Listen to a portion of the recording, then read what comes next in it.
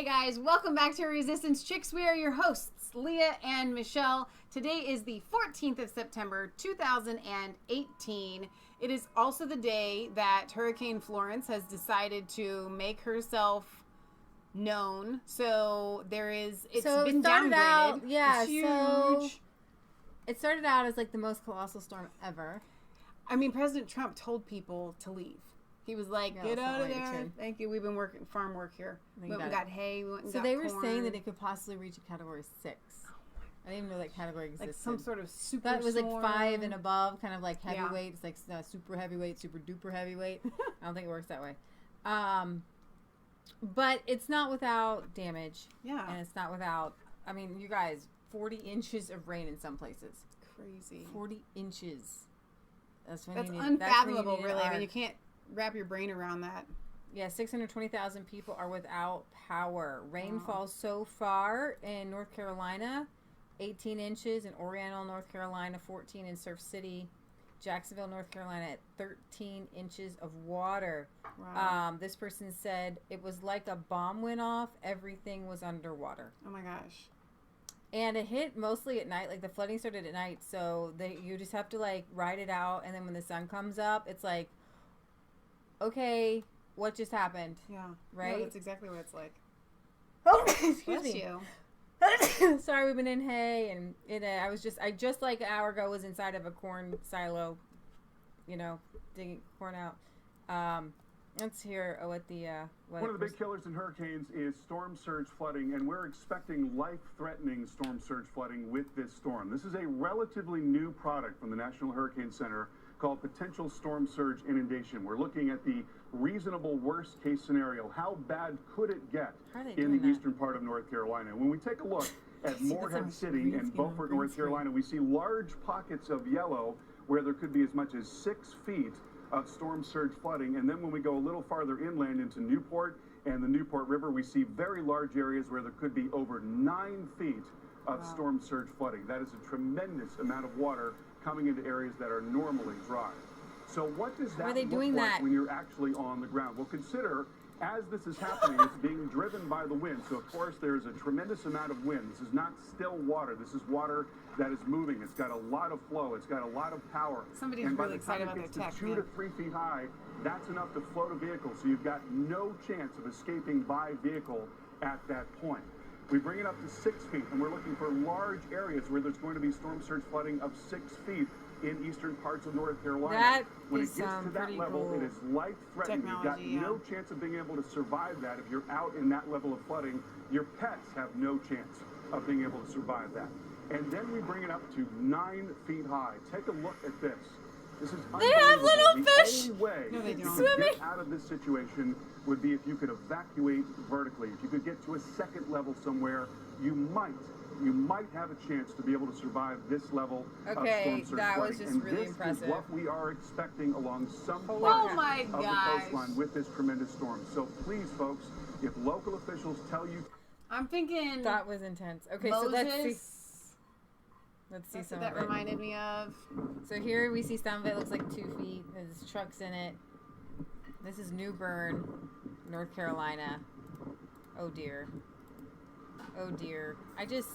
Whenever I see anybody driving through feet of water, I just panic because... Don't do it. Do not do it. Do not drive into in standing water like that.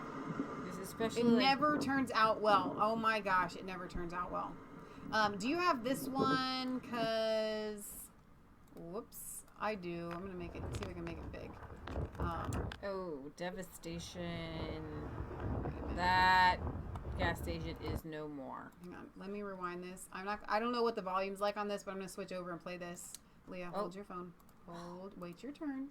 I ain't got no phone. That's somebody's like house. Yeah. Wow. This is the video that's kind of going viral. I've seen a lot of people on Facebook share it. Is that a garage? I think so. Yeah. So what they ocean's in my garage. So what they just did digitally. Why are the lights on? How do you have lights? Lights in the garage. How is that a thing? Are you watching TV? I don't know. And that, like, what level is that camera But at? are those people, like, obviously They're on their steps. These people decided to stay, so I'm guessing the people across the way decided to stay, and they're using now their they're electricity. like, we should not have done this. See, you know what bothers me We should is not that have on that stayed. lower level, there's going to be outlet boxes. Oh. Why are you in power? Like, I would want to shut off power to my whole house, right? Yeah, these people that didn't evacuate, they kind of confuse me a little bit. So They've already, like, when I was listening to it earlier, there was like 300 people they had to rescue, like, from. I'll get her. Sydney's falling down. She's fallen down. In your house. Now, remember, a lot of these people are on the coast. They have to know that it's a possibility. Michelle, she's in Uncle Bean's. Oh my gosh, a tech studio. Oh, wow. That is a lot of wet equipment. Wow, that was Channel 12 4-star team out of the studio last night. Close look at some of the flooding. Wow. Wow. Wow. Oh, a lady and her dog. Oh. Oh. Wow. Wow, wow, wow, wow. Wow. Yeah, wow is right. If you have other videos queued up, you can. I don't. That was it. That was the only one that was. I always wonder, have any weather people ever died? I know. I think about that too. It's like, do you get a bonus for putting yourself in like the deadliest position possible? They're literally out there filming like, I'm getting ready to die now. I hope you like the shot. True. Whoa. I don't know, guys. Now Trump was blamed Oh, of course. by the Washington course. Post opinion section for this hurricane. Because that makes sense. Because his stance on environment, whatever that's supposed to be. So yeah, that's awesome when you go outside with a flag. Remember the guy who did the flag? He did it again. No, he didn't. Yeah. Time lapse shows Hurricane Florence winding her. Oh, taking her toll on this flag. Again, I don't even know where the phone is. There it is. Okay. Why is it? Oh, Mom got it. Okay. Good job, Mom. So this flag was ripped to shreds. Oh, wow. And it became like this viral Symbol. video, yeah. But you can't be patriotic, Leah. Not in a hurricane. So whoever makes flags, they have offered to replace this flag. I just heard that on the radio or something.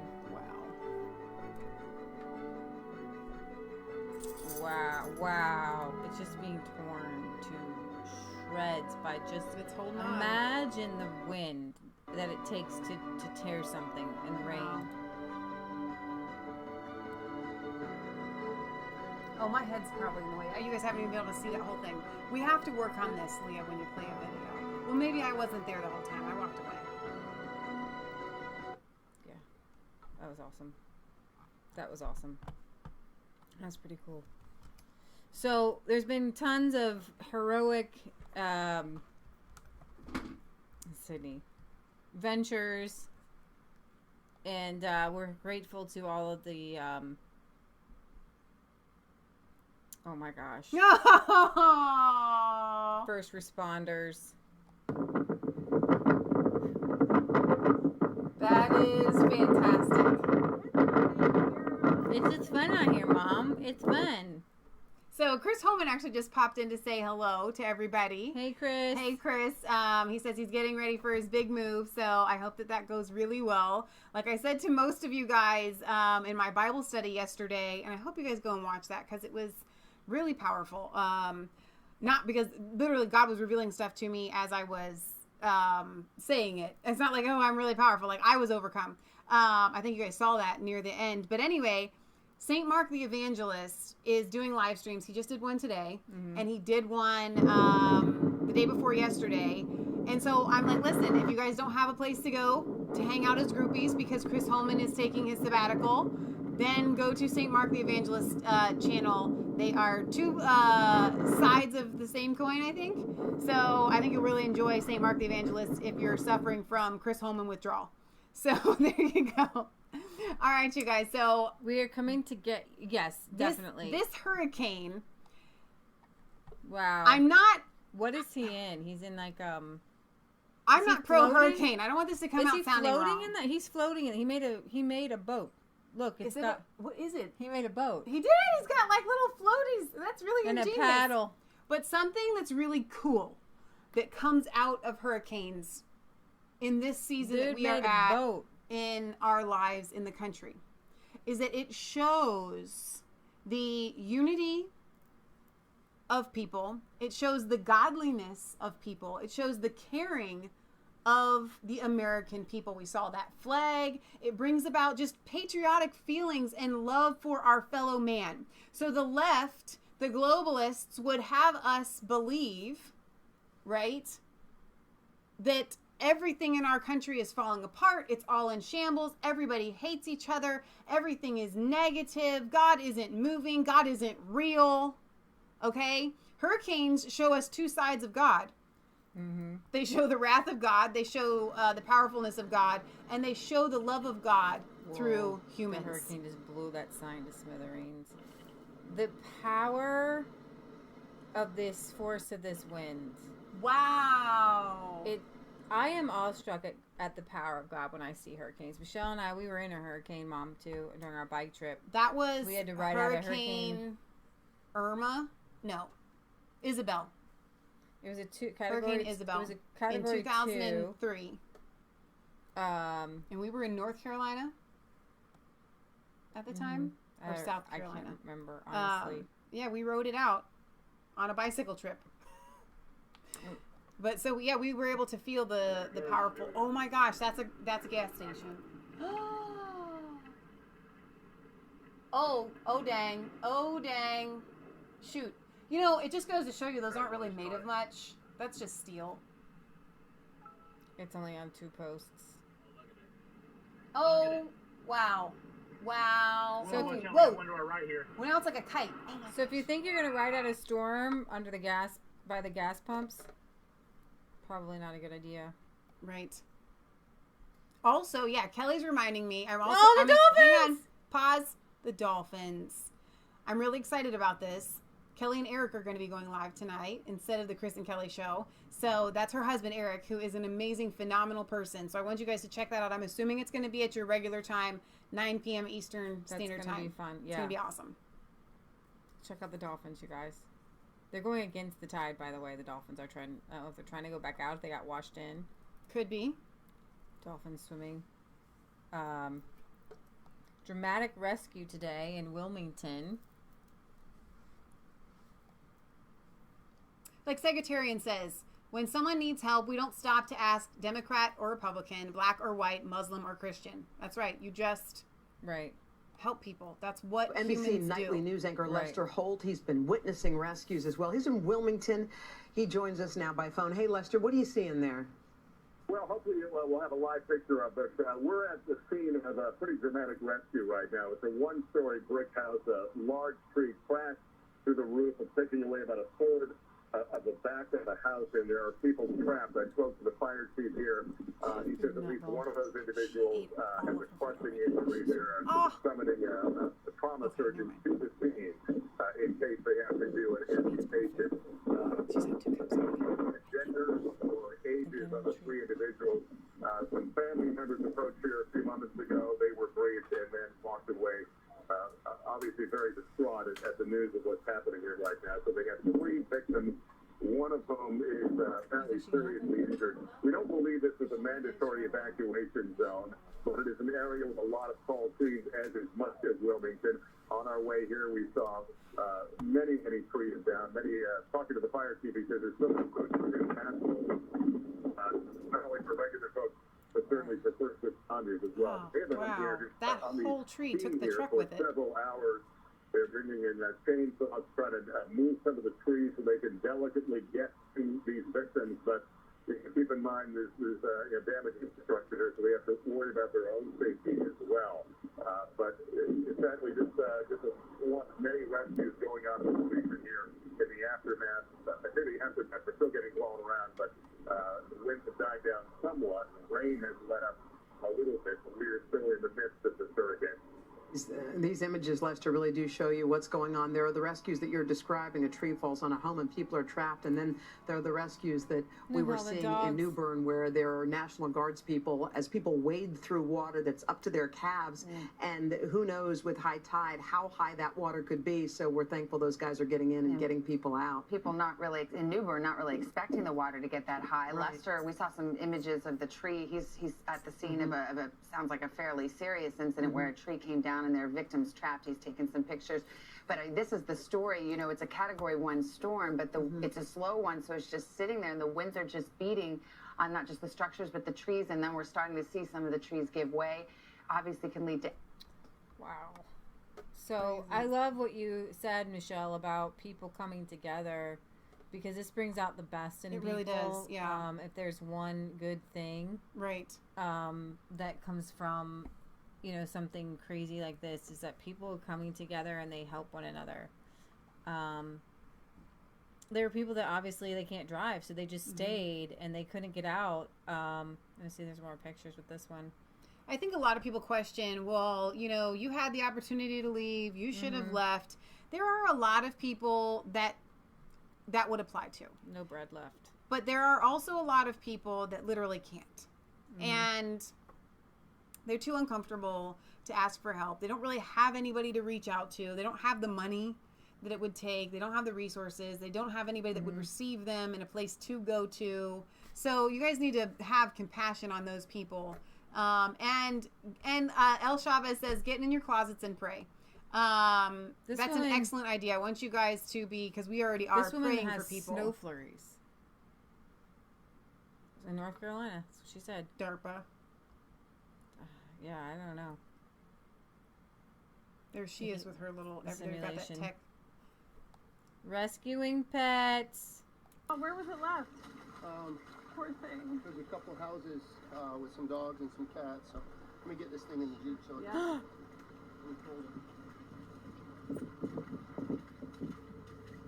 Just random stranger Dogs in that a were like left soup. by That's the same group. aww. They're a church group. I wanted to go my with God. you. I'm stuck. People just leave their animals behind. Well, somebody may have tied them up to come back and get them. Yeah, but somebody left them. Right. I mean the rescuers. We are Obviously, in that's ropes. Jacksonville, North Carolina, which is starting to flood in some sections. It's amazing to me that people leave This their is what dogs. people have been worried and about. animals. Storm surge, water coming You in. need to make the shelters need to make sure that no matter what, dogs are and cats are allowed. Wow, view from my window. Whatever. Crazy. Oh man. Wow. I'm not going to be in the window. I know, they could blow out. You shouldn't be standing in front of the windows. Obviously, in order to get a lot of this footage, we rely on people that are crazy. Unfortunately. That's true. Crazy has to be a thing when you're getting footage. So yeah, there's more people on a boat just going down there's always going to be those few that don't have phones, that maybe don't really think much about what's going on, and there's always going to be somebody left behind. We had the privilege to get to know one of Grandma Marilyn's daughters, who we didn't know personally, and she came up near the end, and we got to spend a lot of time with her, and we asked her, she actually lives in Charleston, and we asked her about the hurricanes and how crazy it is when they come, and she just kind of said, you do get used to it. You do get used to it, and you know what you're getting into when you live on the coast. So as awful as this is, these people, it's common enough that they kind of know what they're getting into. It's PETA rescuing an abandoned dog. I'm glad that you left him outside. You don't have to go door to door. I mean, if there's one thing you can say about owners who leave their dogs behind, At least if they leave them outside. I don't know how I feel about owners that leave their dogs tied up, though. Because an animal needs to be able to seek high ground wherever they find it. So this is a picture of somebody's town going underwater. Wow. You're right. They need to be able to swim or something like that. You're right. El Chavez says, I'm worried about the horses and the farm animals. How do they get out? I don't know, but I do know that we showed some footage of the fires in California of people going and rescuing. They would need to be rescued. Mm-hmm. You know, or like I said, you just have to let them go. It comes to the point where letting your animal just go free is, and maybe possibly never seeing them again, is more the right thing to do than leaving them tied up or locked in the house. That's true. Where they may be trapped and drowned. All right. So our prayers are for everybody who is suffering from the effects of the storm. I wanted to kind of give an idea of, there were, in the 30s, 40s, and 50s, I guess there were about 17 hurricanes or something. We've been having less and less hurricanes. Mm-hmm. We are not in the midst of a giant hurricane surge, and people blaming Trump for hurricanes and even climate change for hurricanes. We just the damage seems greater because there's more buildup on the coasts. Right. And in the 30s, 40s, 50s, you didn't see so many homes built on the coast. You didn't see giant mansions built on the coast. Really good point. You didn't see, so it seems more dangerous or more unusual than it is. So the hurricane season is a thing. It happens every year, and it has since the beginning of time. Right, and there was a reason why people didn't go down to Florida in the beginning, because it was really swampy and icky and yucky, and stuff. Right. But I do want to point something out as far as the Paris Peace Climate Agreement deal. People are blaming Trump for the hurricane because he pulled out of that. Anybody that would do that needs to understand just what us being in that entails, Leah. When we are in that, is America contributing funding to reducing carbon emissions? Is America giving funding to research, to cleaner air? Is the Paris Climate Agreement something that is kind of like cancer research, where there is an active amount of funds where we contribute to making the world a cleaner place and making it so that pollution is down? Is that what it is? Because I am going to tell you a little hint. No. Yeah, the Paris Climate Treaty is a joke, and it's just a carbon tax. It's a tax, dude. It's a tax. Based on your emissions. And what's funny is that somebody showed a chart the other day where our carbon emissions are going down, and the EU and China and India are going up. Now, we are, I guess, the greater carbon emissioner in the globe or whatever. But ours is going down, everybody else is going up. So it's just a weird...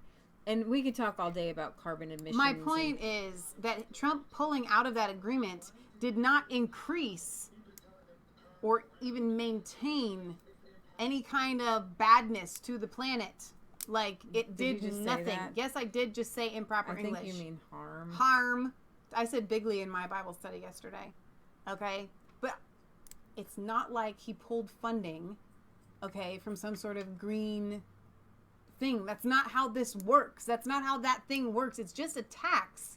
It's like a sin tax. The money goes to programs and things like that, but it's not. It doesn't help anything. It's a honestly tax, doesn't. Dude. Yeah, but the tax goes to a fund.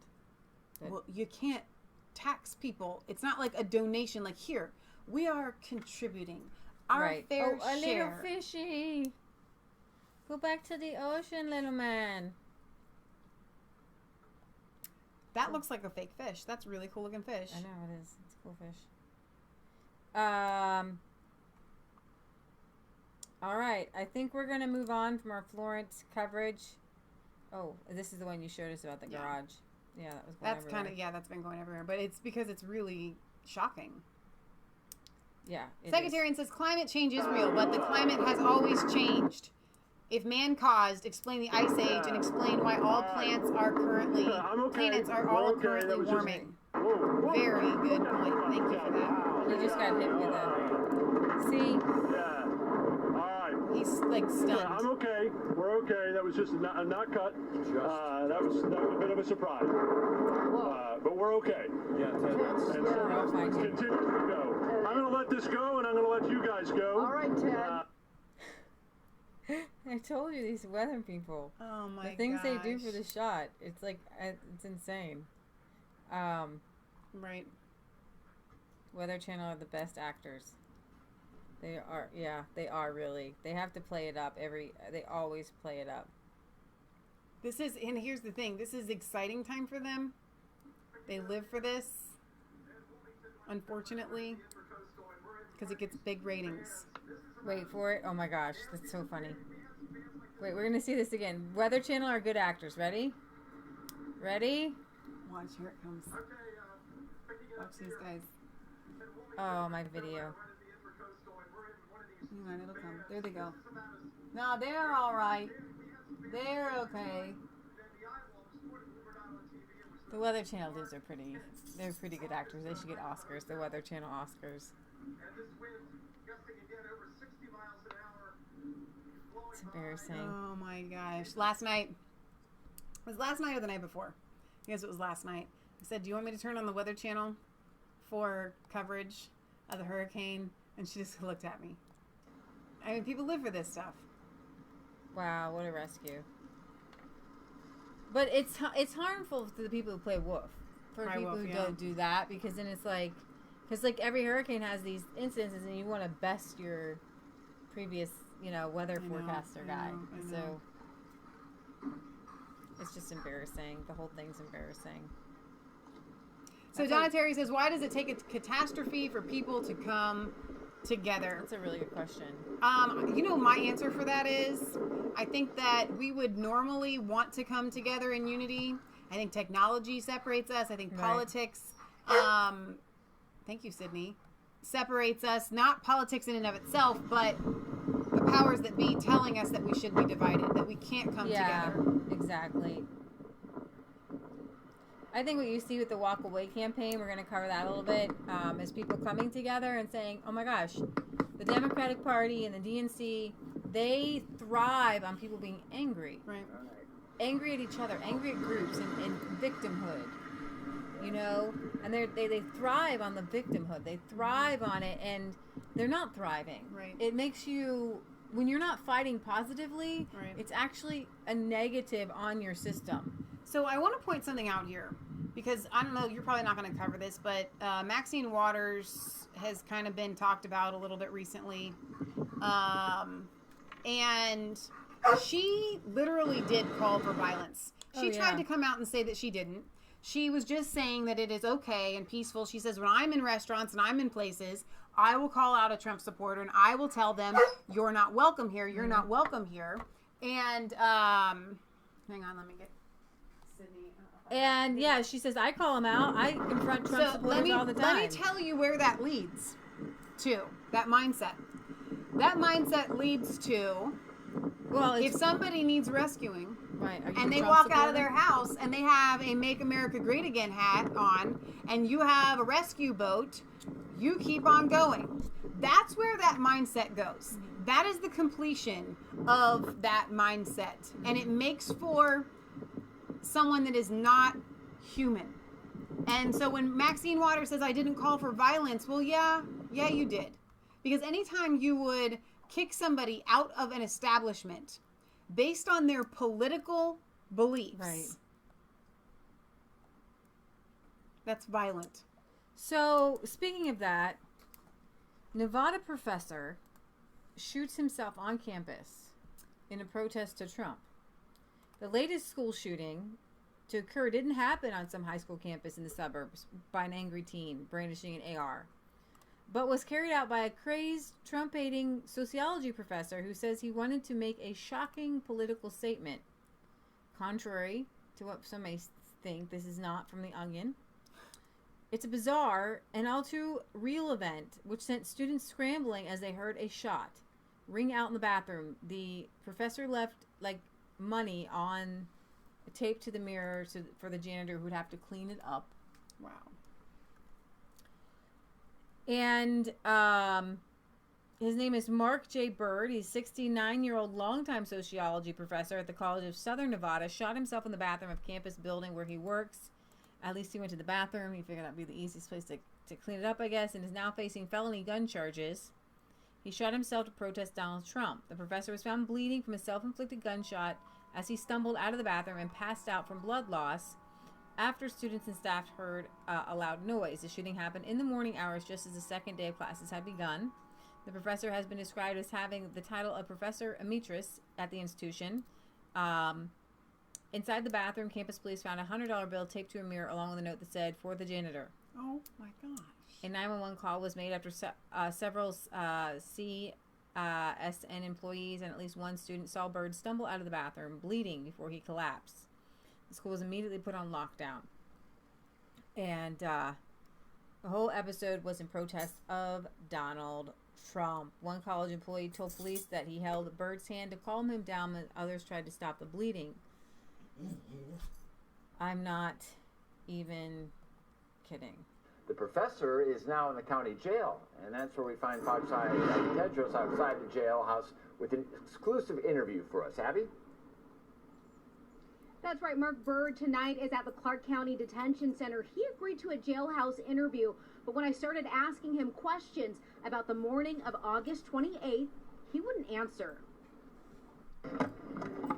As soon as I sat down to interview Mark Bird, okay, I'm probably not going to say too much because I suspect that's what an attorney would want me to say. He made it clear he wasn't going to do much talking. It's probably in my best interest not to say too much more. He stayed tight-lipped on the phone, but his arrest report shows he had a lot to say on the morning of August 28th. Police say Bird shot himself inside a bathroom on campus. A CSN employee told police after the shooting he walked out of the bathroom with blood coming from his arm and said the words "against Trump." Then a student said he started saying he's protesting Trump and that he shot himself because of that. But they said that it was a protest in the arrest report. You were protesting Donald Trump.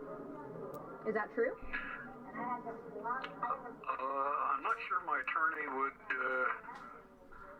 want me to say yes or no to that. What's your platform?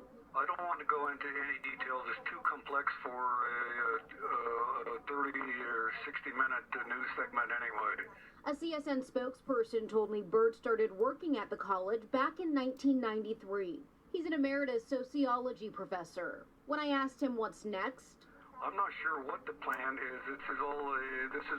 You might mention this is my first arrest ever. And according to that arrest report, officers found $100 taped to the bathroom mirror with a message that read, "For the janitors." We tried to ask Bird about that as well, but he wouldn't answer our questions, as you saw in that interview. We also talked to officials at the school. They tell us that he is still currently employed with the school, and again, he is an emeritus professor. We're also told that he wasn't scheduled to have any classes this semester. Wow. So, all right. You decide to protest Trump, and you think to yourself, what is going to be the best way? I could do a shooting, but if I'm protesting Trump, then the left is going to, it's going to look bad on the people that I'm with, because I used a gun, and we have to save that.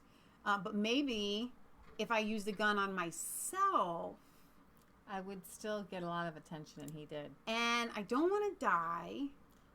So I could probably handle shooting myself. Where is the best place to shoot myself? If I shoot myself in the leg, then I can't walk. If I shoot myself near any vital organs, I might die. If I shoot myself in the foot, I can't walk. If I shoot myself in my hands, I can't really brush my teeth and pull up my pants. So my arm! It's still I'm going to shoot myself in my arm. I think his deductive reasoning. And he got nationwide attention. And he sure did. So. To protest Trump. Pulled a stunt. He sure did. Fantastic. That's really. not sane, by the way. That is not sanity. You have hurt yourself, son.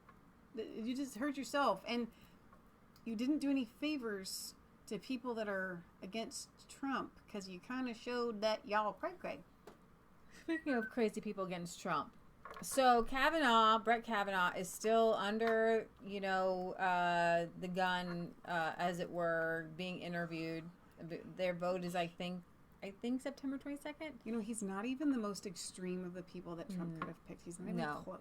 No, this is all just against Trump. So the other day, Dianne Feinstein, after she has had many chances to interviewed him behind closed doors.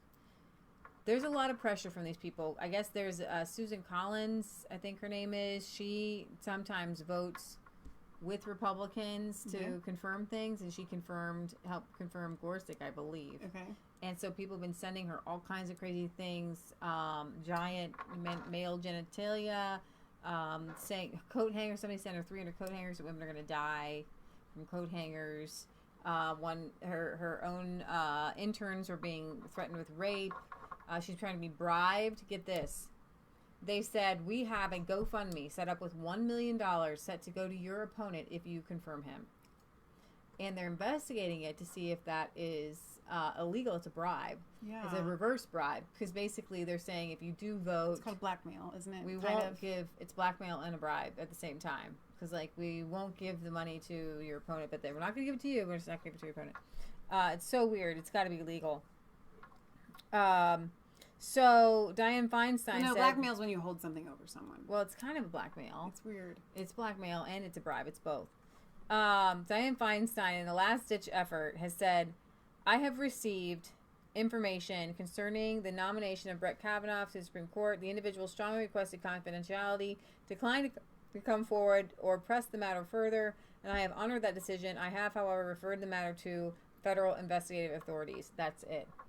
Wow. I don't know. I can't tell you the person. I can't tell you what the person said he did. I can't tell you anything about it, but it's just something. So this David Martusco says, this is so vague that everyone who reads it will assume the worst. Was that the point of releasing it? Yeah. And get this, the FBI said we're not investigating. So it's like a moot point. So now it's just this thing hanging over his head. Like, what is the thing? Gosh. So somebody says it had to do something that he did at 17 years old in high school.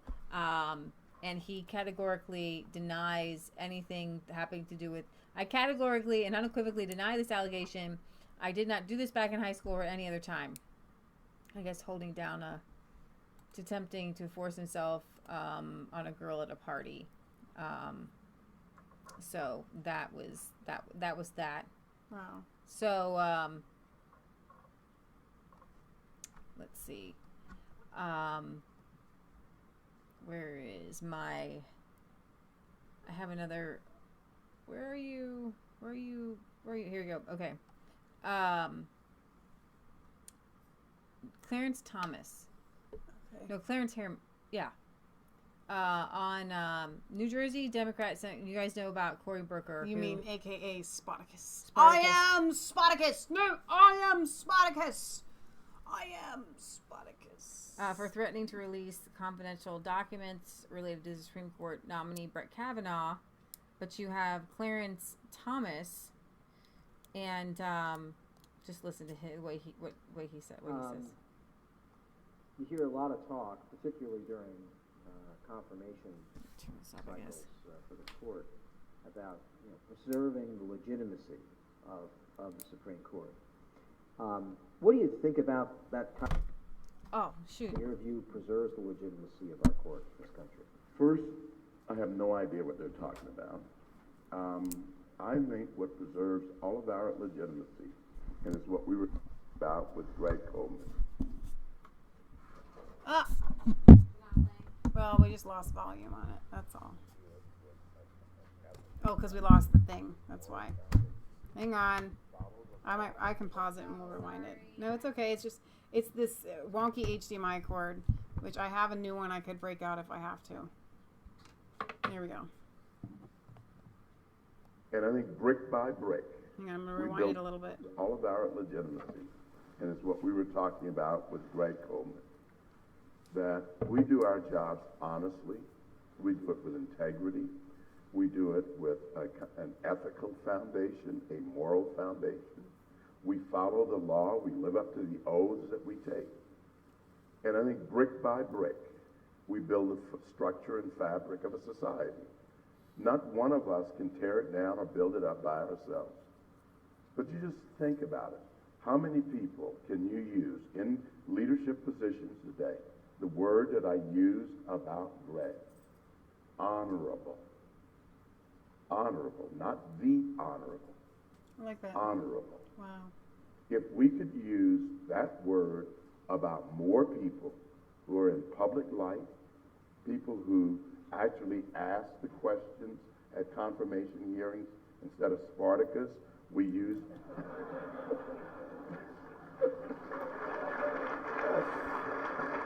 Had to get that in there. Just had to get that in there. Hey, look, the 300, but at any rate.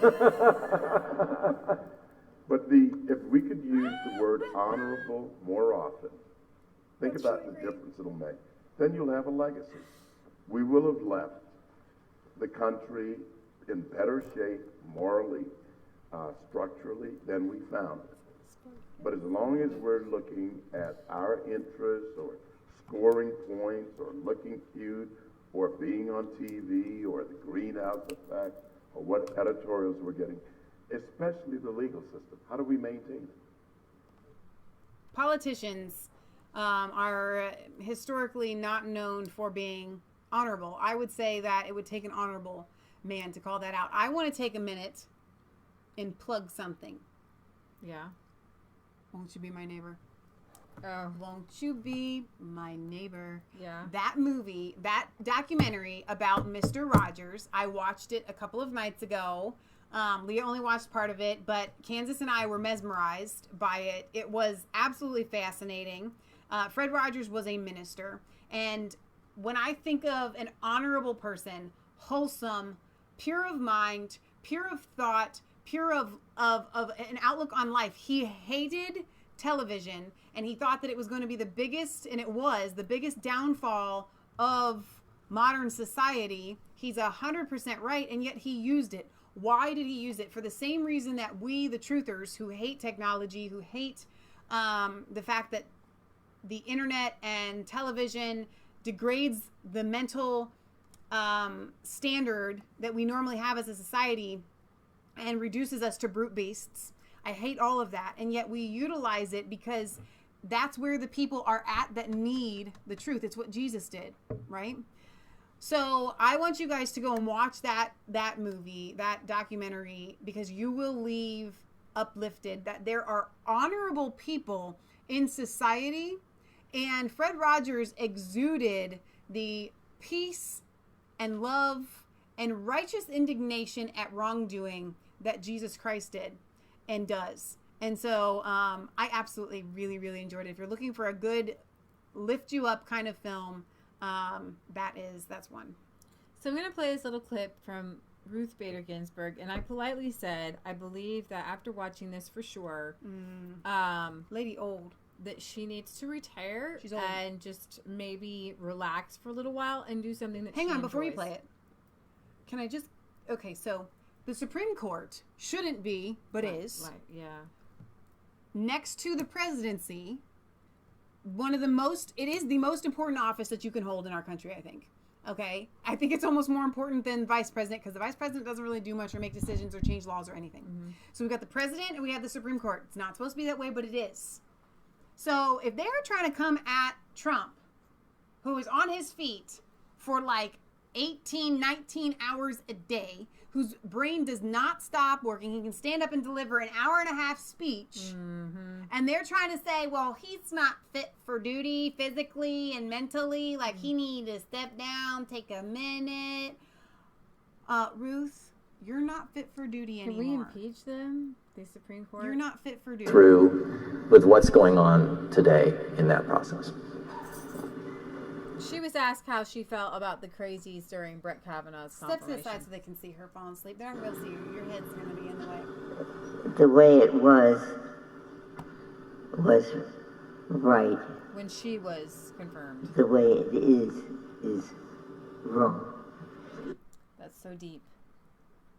So deep from a woman who has all of our lives in the tip of her fingers to make giant sweeping positions. So don't ever make fun of me again for my lack of vocabulary, because I've had people like send me like links to like here is how you can increase your vocabulary. I think your vocabulary is pretty broad. Bigly. It's bigly. I'm learning some from Trump. New words. We're going to have Trumpism words. But for her to say, the way it was right. And the way it is now is wrong. It's wrong. They kind of laughed. They kind of laughed there a little bit. Very profound statement. Wait, she's not done. She's going to continue to go on. She has some words, bigger words. The atmosphere in 93 was truly bipartisan.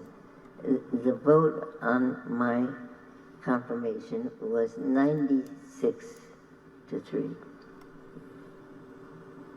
Even though I had spent about 10 years of my life litigating cases under the auspices of the ACLU board, ACLU, and I was on the ACLU board and one of their general counsel. My White House handlers asked me questions about my ACLU affiliation. They were very nervous about it. And I said, forget it, just forget it. There's nothing you can do that would lead me to badmouth the ACLU. And not a single question. No senator asked me any question. They should have. About that.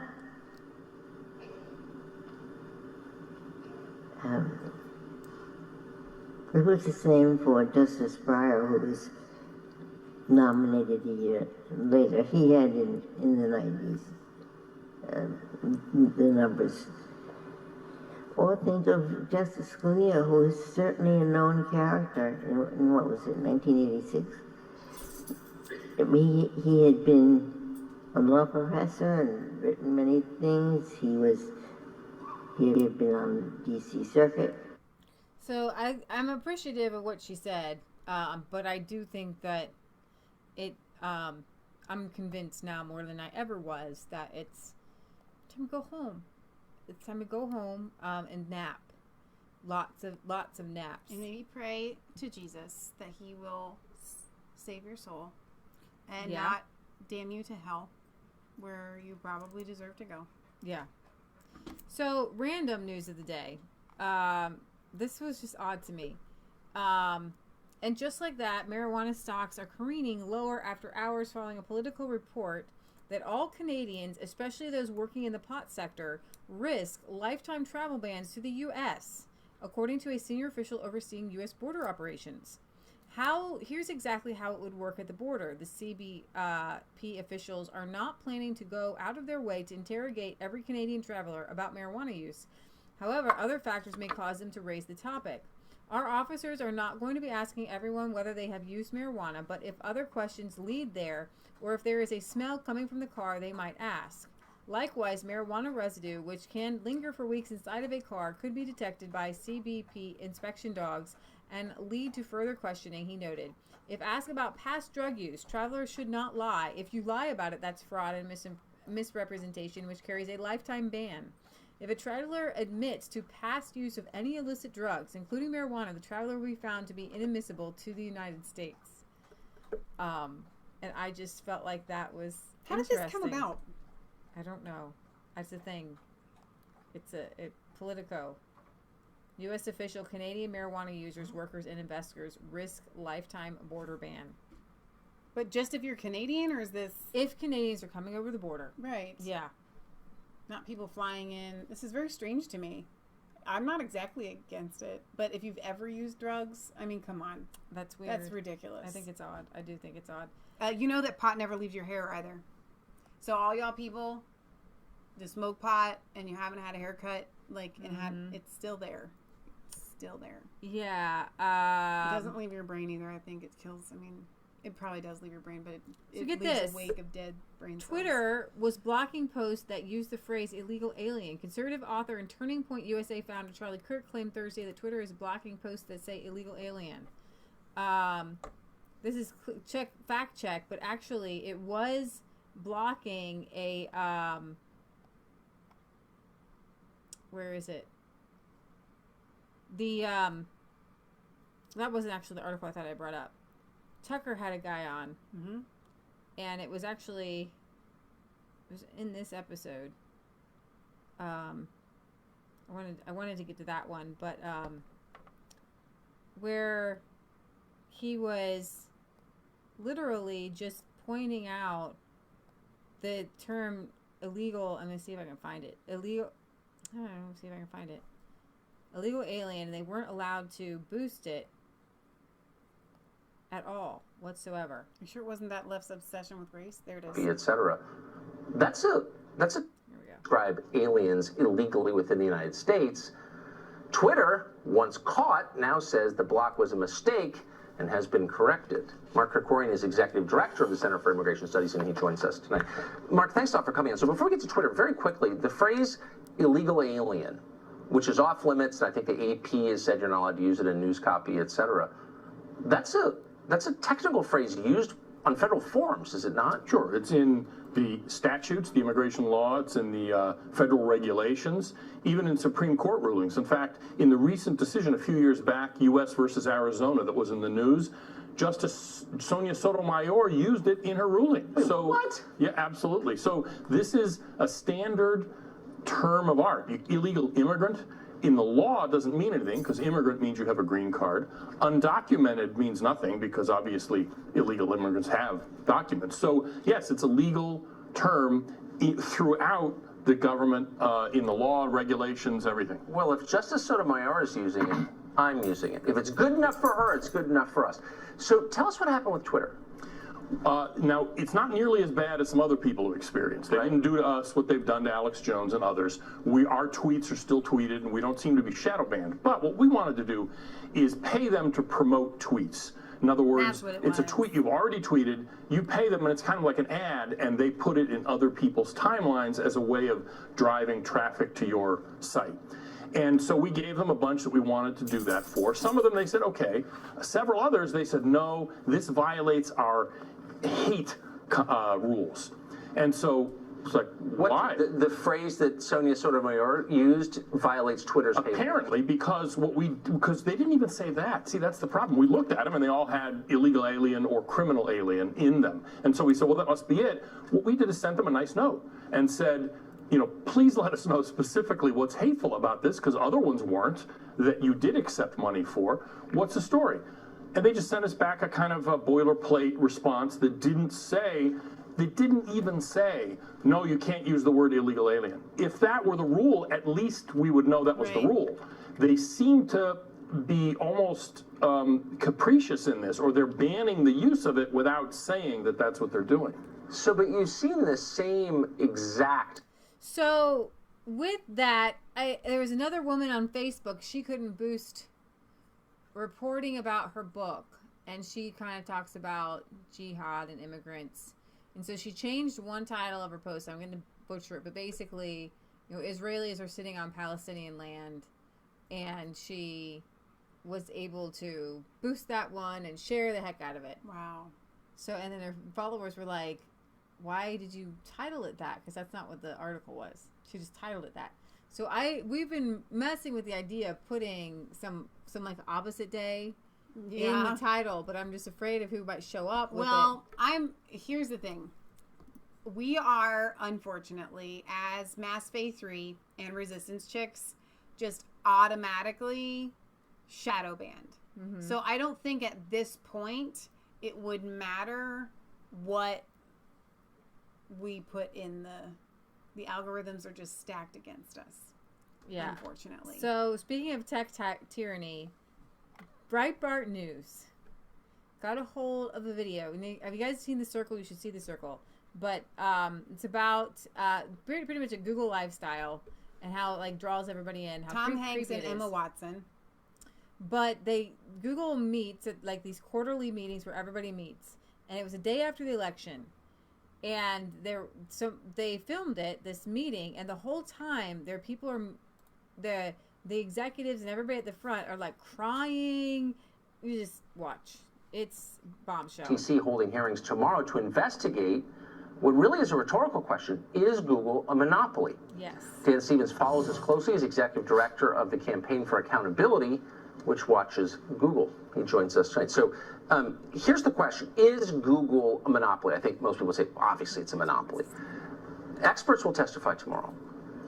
Can we trust what they say? Are they not aligned?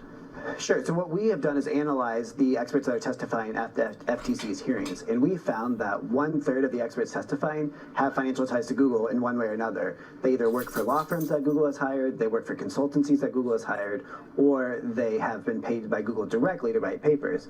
They have financial ties? Have they disclosed this? That's the problem, is that none of the people that we found have financial ties to Google have disclosed those financial ties. They'll disclose that they are part of a nonprofit that Google has funded, or that they're part of a law firm that Google has hired to do legal work. And so the FTC should be concerned about whether these people are providing independent, unbiased testimony. If I'm working for Marlboro and I am called to testify on the question of whether smoking causes cancer, shouldn't I have to say that I've taken money from the cigarette company? That's exactly right. And actually the sciences and the FDA and all these other industries are actually much better at disclosing this information. For some reason, the tech industry is actually very bad at disclosure. And the FTC has had this... Wouldn't a word for that be corruption? I mean, there's rules aren't explicit. You know, you don't have to exactly disclose who you're working for, but the FTC maybe should look into adopting rules that requires all of its people that are. So this raises, I think, a really interesting question that's been bothering me for over a year as we've been doing this story again and again. Why is nobody else talking about this? I think that's a really good question. Could it be that a lot of people in Washington have been paid off? I'm starting to think that. Sure. So we've been digging into Google for years. And, you know, during the Obama administration, Google had a meeting in the White House once a week. Google has hired 250 former employees of the Obama administration to work for the company. When Obama was in office, Google had meetings with Obama once a week. 250? 250. So, yeah, they have huge and obvious ties to politicians all around town. That's certainly a big problem with why nobody wants to look into them. There are state attorneys general who are starting to look into Google, but it's been harder to get traction here in D.C. So they have so many employees, and yet none of them will come on our show. I mean, you'd think they would have articulate employees who could tell the truth and come on, right? Right. But they have enough of them. They won't even go before Congress either, right? Congress had a hearing with the tech companies last week. Facebook was there, Twitter was there, Google wasn't there. I mean, I think that the problem is that they can't defend their behavior. Members of Congress were there ready to ask them tough questions. Google didn't provide anybody to show up to answer the tough questions. So they're working on behalf of the fascist Chinese government, sending propaganda to its people to keep them under the control of the government, but we shouldn't worry about the fact that they have a chokehold on all human information in English. Not a big deal. I mean, that's a lot you just said there, but I think we should be worried. It's all true. I think we should be worried about the power and control that Google does have. Yes, I agree with that. Dan Stevens, thanks very much for coming on. Sure. Good to see you. Good to see you. 2 nights ago, we told you about an email that a senior Google employee named Eliana Murillo sent.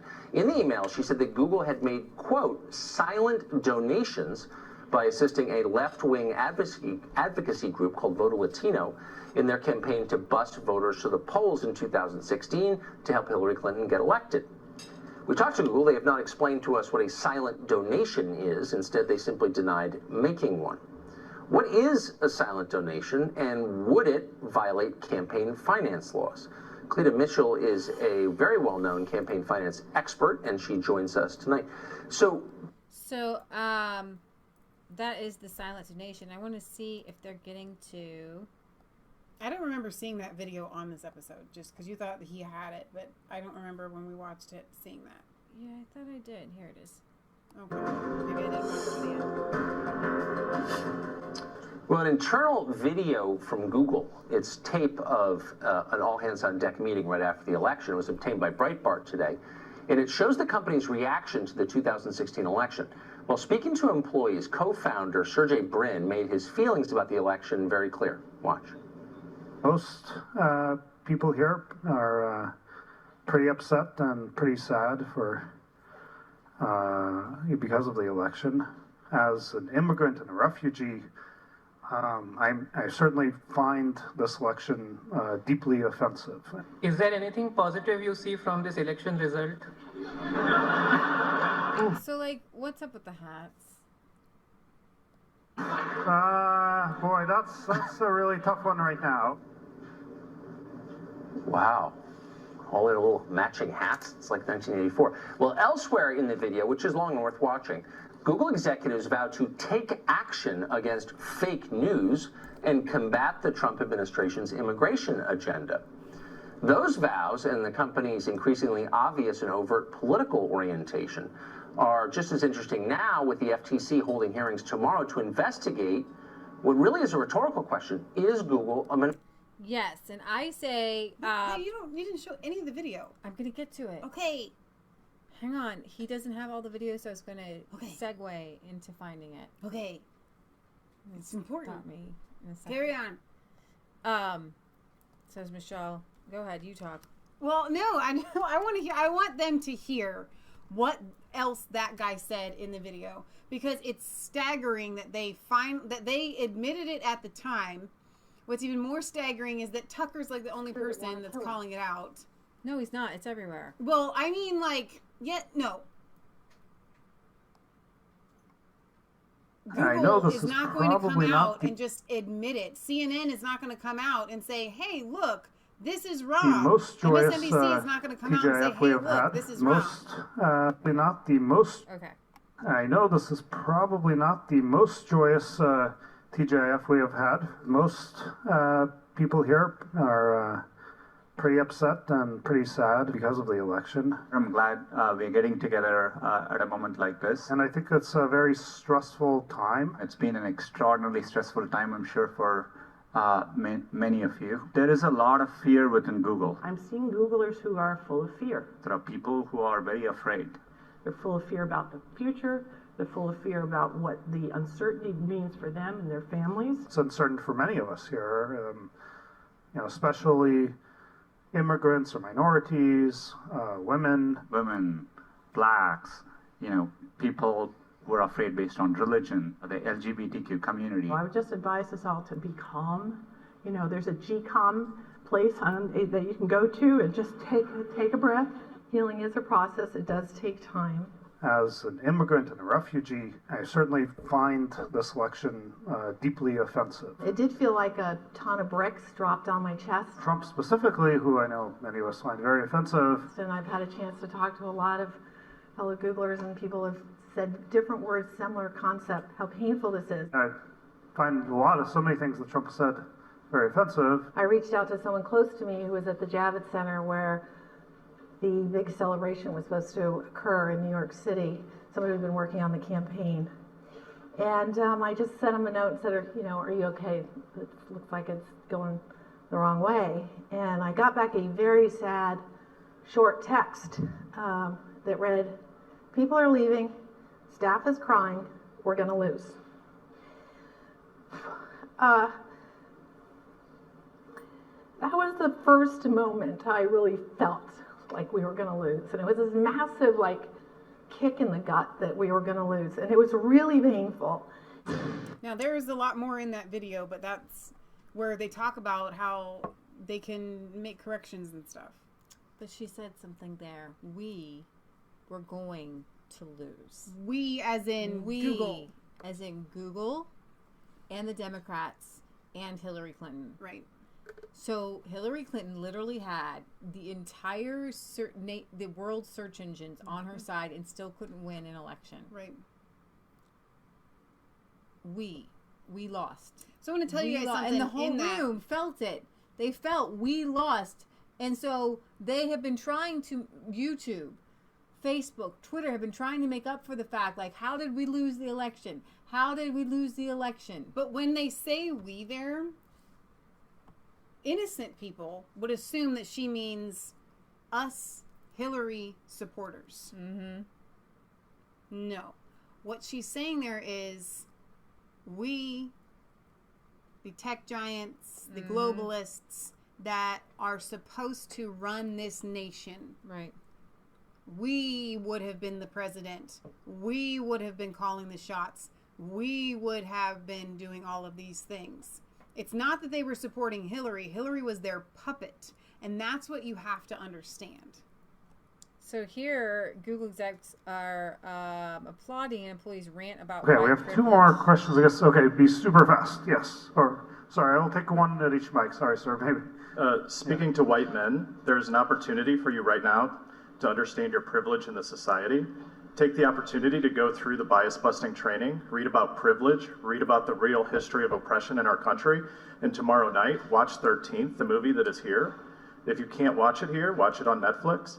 Discuss the issues you are passionate about during Thanksgiving dinner, and don't back down and laugh it off when you hear the voice of oppression speak through metaphors, and I promise to do this. Well done, you talk about your white privilege as a male. Good job. So I have to tell you, this is a room full of extreme bigots. Because people who say things like white privilege literally believe that they wake up every day better than everybody else. That they're inherently better than everyone else. And they have to work every day to try to bring themselves down a little bit, because I know it's literally like the popular person in school, like, I am so pretty. I'm going to use my pretty privilege to help, like, oh my gosh, I'm going to go stand next to somebody who's just, like, not very popular, and I'm going to use my pretty privilege and, like, make them kind of cool. I'm going to bring them up a little bit. Because I know I'm so pretty. And I know I have pretty privilege. So, like... And you are, and you do. Yeah. That's not the point of this. There's no such thing as pretty privilege. Hi, Jasper. It's a lie. There's no such thing as white privilege. You're not born with inherently anything, okay? Blue guy, how is school going? Aw, you're back to school. We need to have an interview with you. We've been talking about that for a while now that you are back at Parkland, I think, for your sophomore year. Is that correct? Yeah. Wow. Yeah, we do want to hear how everybody's doing and what's going on over there. So, there we have it.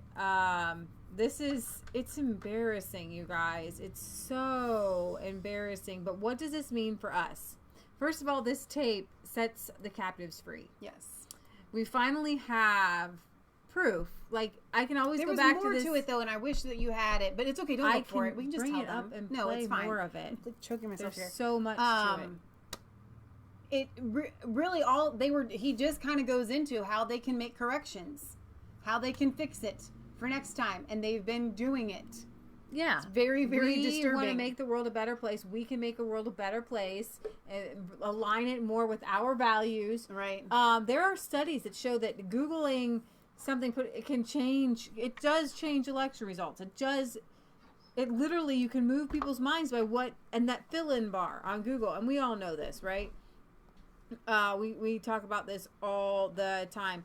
I want to talk about this. I know this is something for our UK viewers on Sunday, but the BBC fact-checking backfires, proves rise in murders, violent crimes committed to migrants in Germany. Now, there was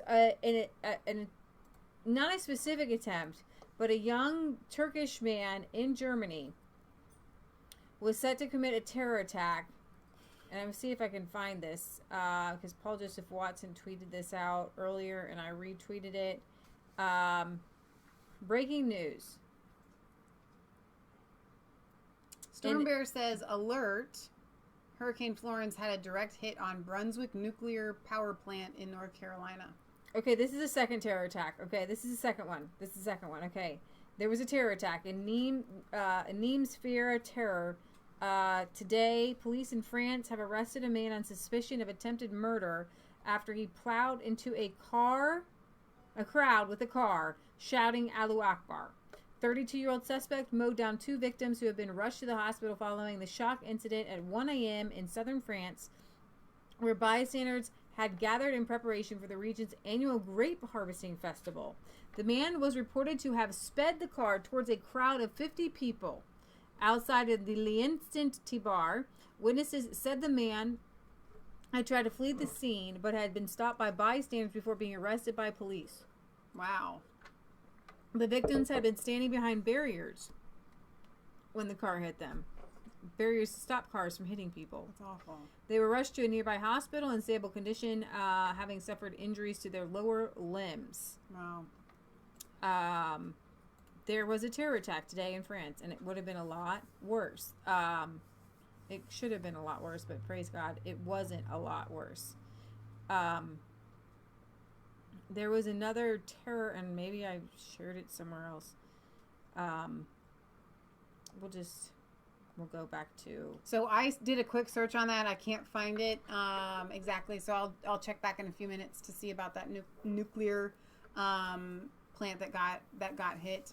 But like somebody just said in the chat, I think Gonzalez says that Florence has now been downgraded to a tropical storm. Right. So there's a clash going on in Germany where people are really waking up, and they're really like tired of hearing every day of another murder, another terror attack, or rape. Okay. And Angela Merkel came out and was angry at the Schmetz people, saying that they hunted down migrants and blah, blah, blah, blah, blah, blah, blah. Okay, I'm totally don't know where it is. There we go. Sorry. But get this. There was a study that came out and said there were 447 killings and attempted killings by illegal migrants and asylum seekers in Germany in just 2017. Now, BBC wanted to check that and see if that was really true.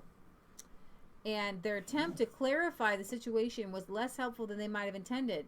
The German Interior Minister says, in fact, last year, 27 illegal migrants either committed or attempted to commit murder or manslaughter. Their article admonishes, but then goes on to say, the 447 figure refers to killings or attempted killings by all asylum seekers and refugees, most of whom are in Germany legally. Wow. So what they were trying to say was, only 27 illegal migrants tried to commit murder. Mm-hmm.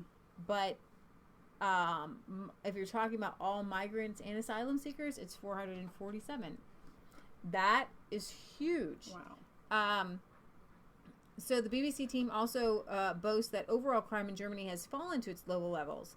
But the broadcaster admits that violent crime rose from 180,000 cases to 193,000 cases between 2014 and 2016. The number of murders increased. They also concede that criminal suspects classified as asylum applicants or Civil War refugees represent a total of 8.5% of all suspects, despite their population representing just 2% of Germany as a whole. So yes, they're here, and they're here, and they're not all awesome. Now, get this, you guys. James O'Keefe is going to be dropping something. I don't know what, but I'm going to play you some clips. He says, we're starting the search for every rotten, crooked, law-breaking individual in the deep state. We and others are going to find you. We're going to unmask you. We're going to make you very famous. Wow. It's a socialist organization, and we want to, destroy capitalism. There's like a little resistance to it. Inside?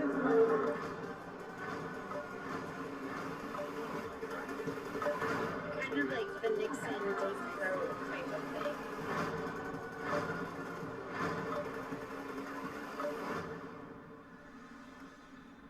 I love whoever made that. Is hilarious, by the way. It is awesome. There was a second one that he made. He's been dropping a lot. You know why I like that he does it? Because it strikes the fear of God into anyone that has had any kind of conversation with anyone that may have revealed something. Like to somebody that they thought that they knew, but maybe didn't know all the way, and they get scared. What if I'm going to be in the next James O'Keefe video? So I'm really excited about this. In Italy, and I know I'm going to have to do this on Sunday again, but I'm very excited. Italy, Salvini, Italy on Britain's side in the Brexit negotiations. EU has anti-democratic habits desired to punish.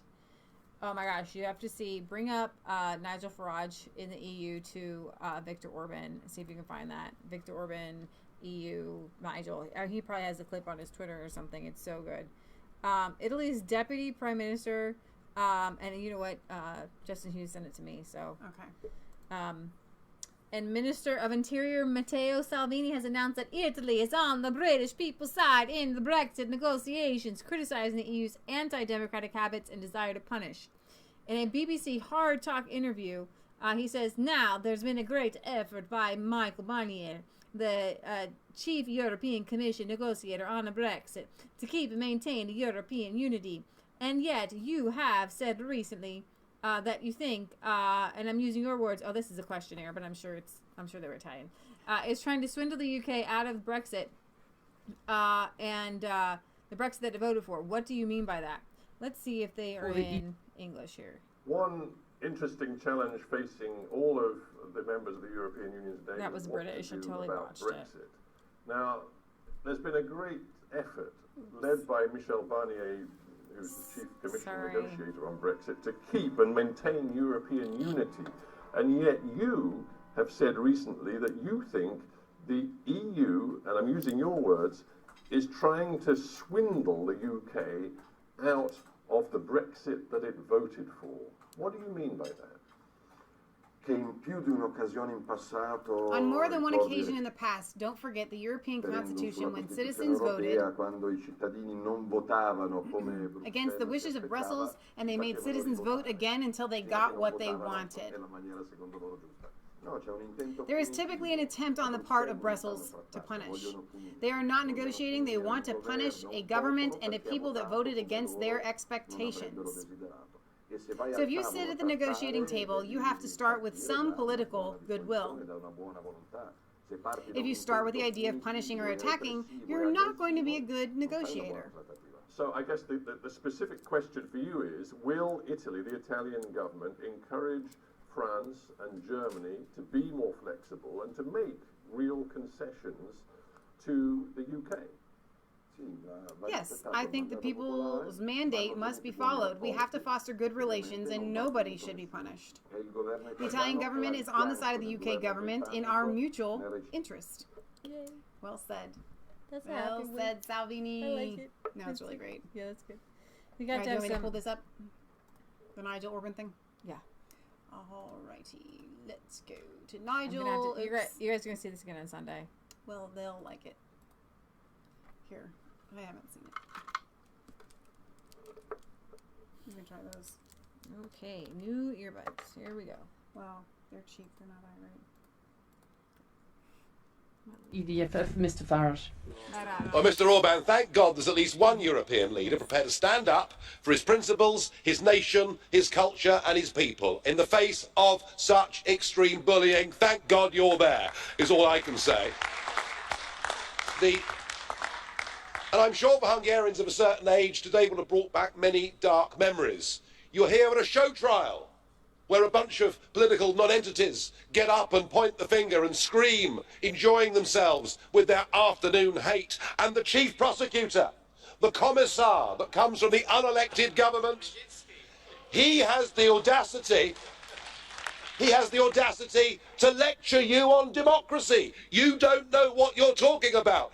The fact that you've got 50% of the vote in your country and that no one has ever voted for Timmermans or can't remove him seems to have passed him by.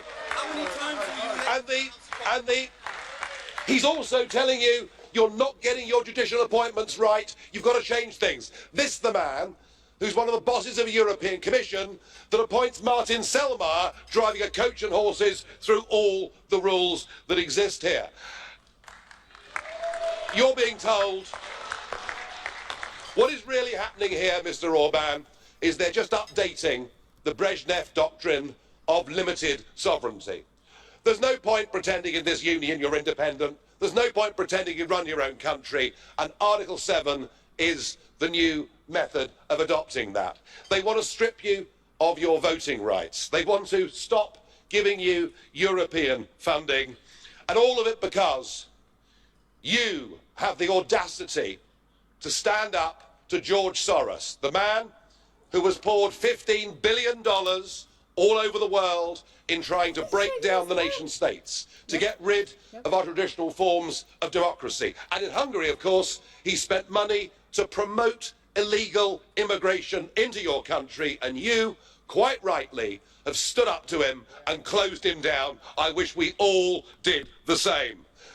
Mr. Orban, you keep saying you want to stay a member of this European Union, but it's not just your country that's been insulted today. You've been insulted today. Time to be more logical. Come and join the Brexit Club. You'll love it. That's so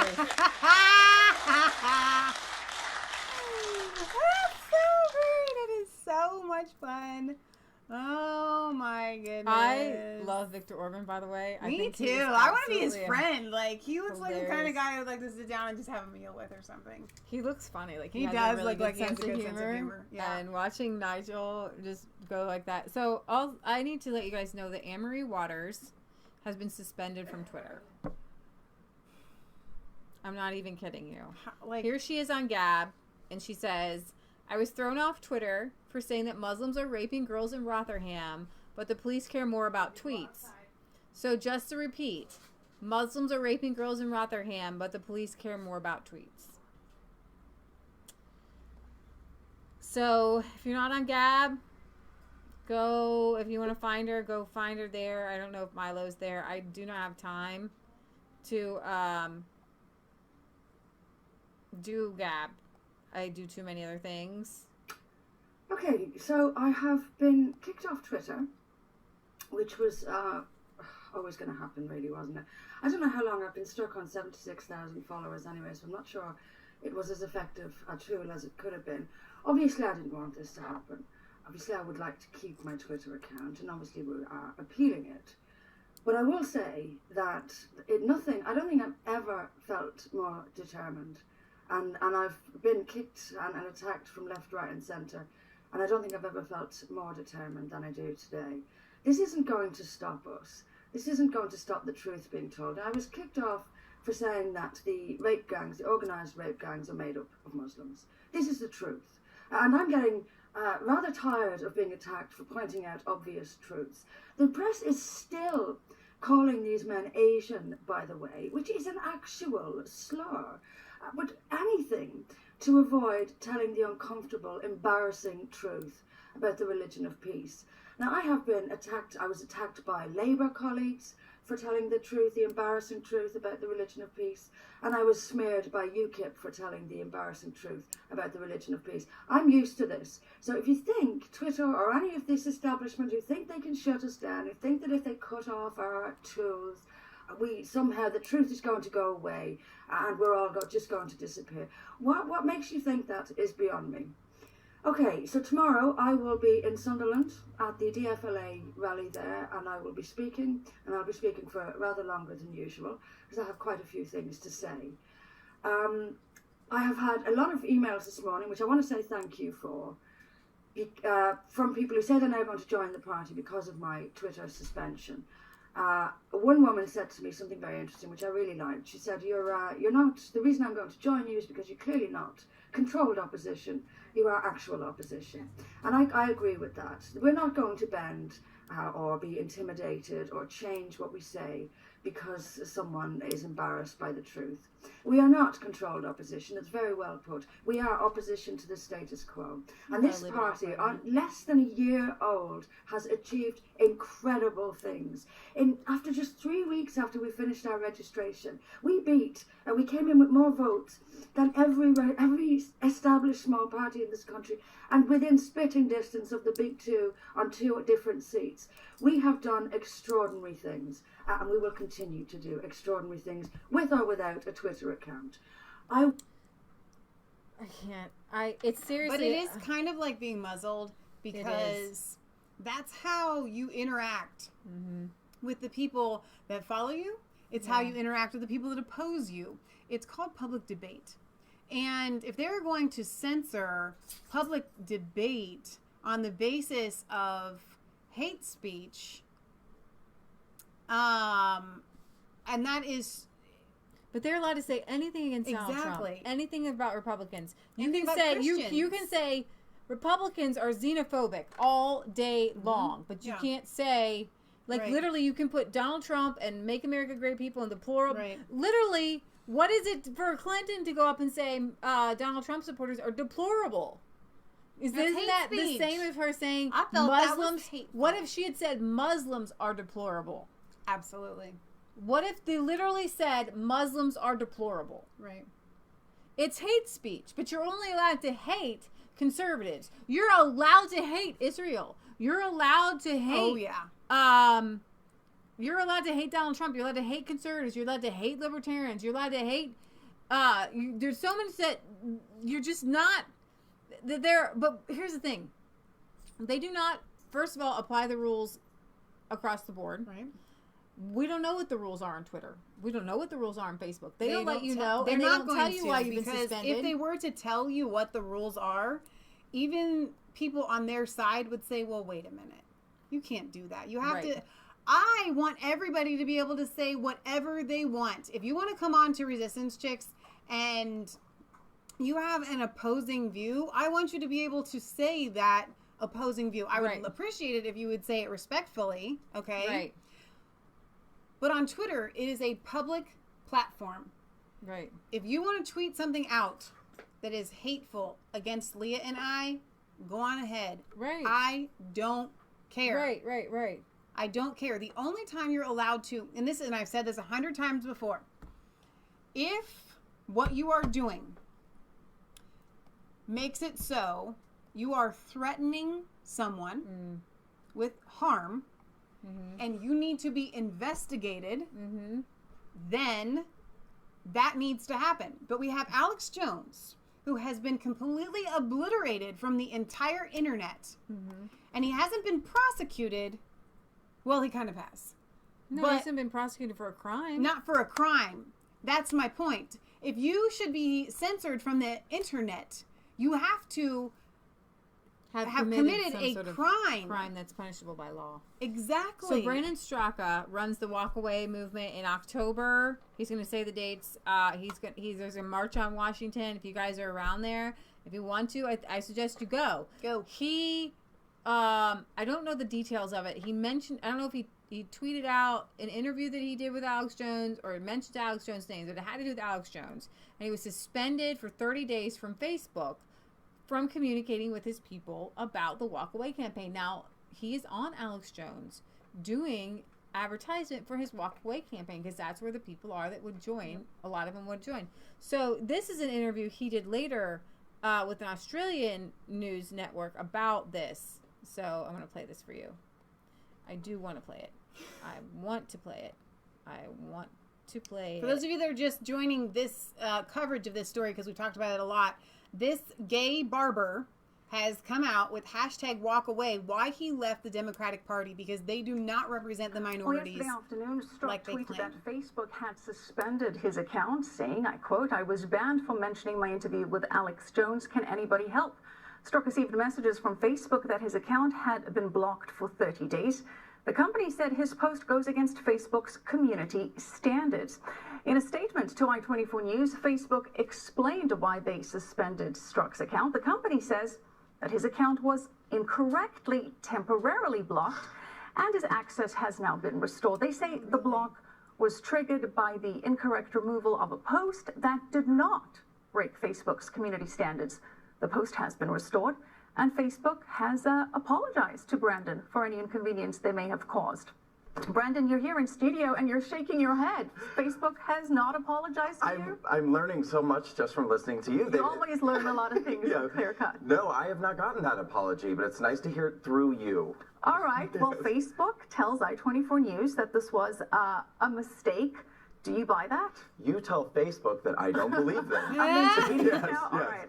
You don't. So what do you think was Facebook's agenda by doing this? Well, as you said, I'm the founder of the #WalkAway campaign. We are planning a massive demonstration on the October 26th through 28th weekend.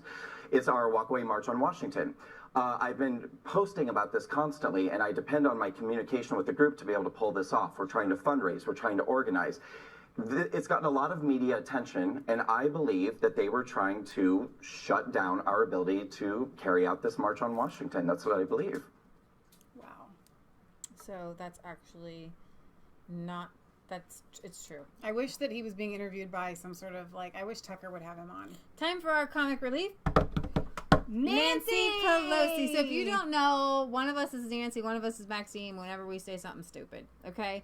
House Minority Leader Nancy Pelosi made up a confusing new catchphrase on Friday, asserting that the sooner the money, the better it is. The public sector is if you are there in their time of need. And a time of need is beyond their control. It's not need of something incremental. It's drastic need. And for there to be any doubt in anyone's mind in the time of these very predictable natural disasters, that we have to be there in a timely fashion. Time is the most valuable commodity, and the money that goes with it. The sooner the money, the better it is. Now, we expect that this is an opportunity, that in Puerto Rico and the Virgin Islands, there could be a new grid, not restored to where it was before, as the law says. You have to restore it to the standard where it was before. The sooner the money, the better it is. Now, speaking of Puerto Rico, I would like to mention this. You guys know there was a big hurricane, and it turned out to be devastating, but it also saw a huge socialism take over, like craziness. Now, this was a couple days ago on Twitter. What may have been millions of water bottles meant for victims of Hurricane Maria have been sitting on a runway in Sebia, Puerto Rico since last year, according to FEMA, which confirmed the news that this is million. I mean, those are cases of water. Okay, see, that picture doesn't do it justice. Okay, that's lot of water. That's on a runway, and for someone to say, I mean, how long did it take to get unloaded? We didn't know they were there. We just didn't know they were there. It's and now they're blaming Trump for it, of course, right? Sure. There's drone footage of it. But this is how the Puerto Rican look at those. Look, you're right. They're cases of cases. They're just all that water. People needed that water. They still need that water, but I don't know how. I wouldn't drink it after baking in the sun for a year. This is really bad. Like this is really, really, really, really bad. And they want to blame Trump, but it's actually the Puerto Rican government who they wanted to be able to come out and blame Trump to start with. There wasn't enough relief. There wasn't enough aid. And look how much water they sent. And then Hi, Sydney. The government in Puerto Rico is so inept because it's a socialist communist thing. Now, there's a couple more stories and we'll wrap things up. Pope Francis commissioned report to attack sex abuse victims while Archbishop of Buenos Aires. Pope Francis has been well known to cover up abuse. This is just one story. When he had a different name. His name was Jorge Bergoglio, and at that time he had commissioned a 26-page study encompassing 4 volumes to try to cover up Father Julio Cesar Grassi's abuse, and they handed this 4-page volume discrediting abuse victims to the judges, who found the man guilty, and basically trying to sway the court's opinion. And at the end, Father, who's not a father, Grassi, kept repeating at his trial, Bergoglio never let go of my hand. Now, Bergoglio is Pope Francis, but he has never gone against Grassi's words. And he did not let go of Grassi's hand. He stands by these abusers. Now, these are sex abuse victims of that archdiocese in Buenos Aires, who sex abuse victims in the Archdiocese of Buenos Aires said Cardinal Archbishop Jorge Bergoglio, now Pope Francis, ignored their letters to him about the abuse they had suffered at the hands of his Pope Francis's clergy. Let me see. Francis claimed in his 2010 book that clerical sex abuse has never occurred in his diocese. And in the diocese, it never happened to me. In August of 2018, Pope Francis told sex abuse survivors in Ireland that those who cover up sex abuse are feces. But, feces. But he's covering up all over the place. All over the place he's been covering it up. And telling people from the documentary Sex Abuse in the Church, Code of Silence. I'm going to play you a clip here. It seems then that only the Pope has the power to punish his cardinals. So why doesn't he take stronger action? Maybe because he too faced accusations in his homeland of Argentina long before his election. Habemus Papa. When he was Archbishop of Buenos Aires, he apparently tried to have a pedophile priest acquitted.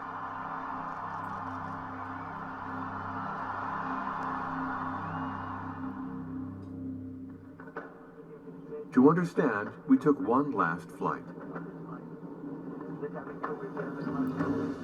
In our baggage, this book of interviews with the Pope.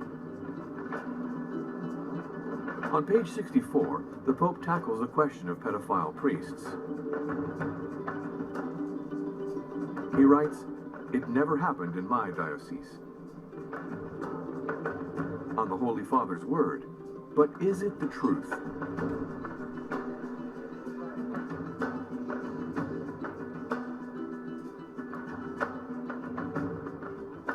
In Buenos Aires, along with God, or rather Diego Maradona, the Pope is a star. His face is everywhere.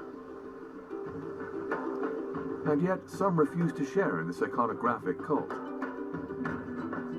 In the city center, we've arranged to meet a group of victims. They were abused by priests in the Archdiocese of Buenos Aires.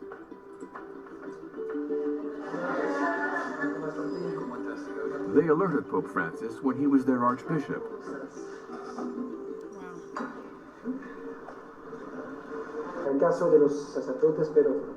Regarding pedophile priests, in his book, Pope Francis says there were no cases in his diocese.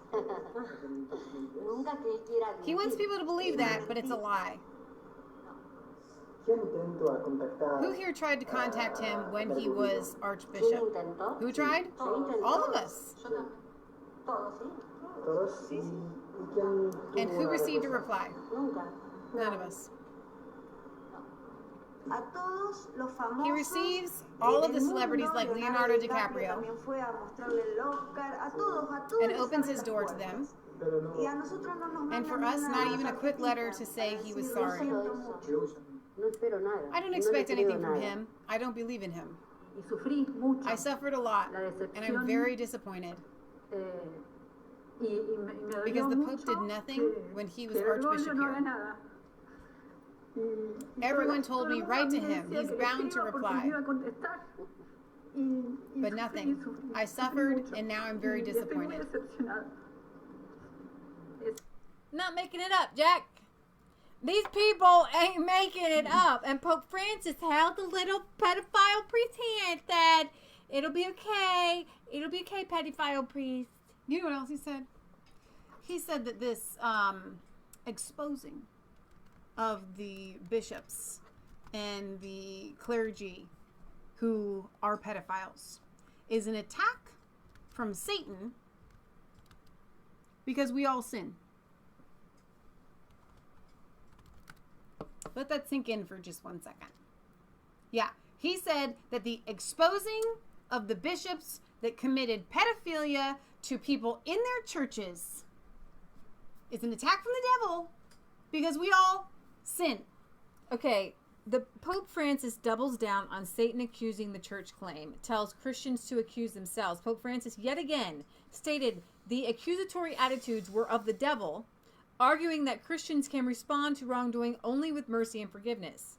The pontiff urged Christian faithful not only to forgive those implicated in scandal, but to accuse themselves. Totally mess with your head, right? The comments come amid not to accuse yourself, but forgive the perpetrator. Don't make sense, brother. The comments come amid rising fervor over sexual abuse and systematic cover-up relations within the church. You know what that sounds like to me? Like he just said to the victims, you need to check yourself. Because you caused your priests to sin. You caused your priest to stumble. Yep. You must have been making sexual overtures to your priest. It's your fault. Yep. The Pope, guys. He doubled down on Thursday on his claim that Satan is attacking the church by bringing sexual assault allegations to light and told Christians to accuse themselves. This is not The Onion. This should have been my lead story. This is awful. This guy's going down. And I can tell you right now, he is not the Pope. He is an antichrist, and he is going down, and he is not going to heaven. You just threw I a metal didn't throw it. thing It fell. at the I'm thing. playing with the pen that I was given to by Eric. Thank you.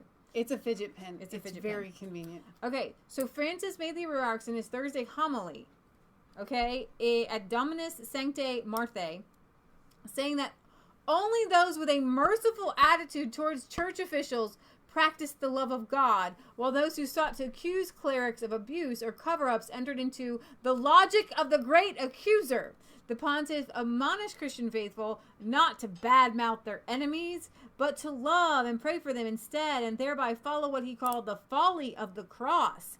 Only the merciful resemble God the Father. Be merciful just as your Father was merciful.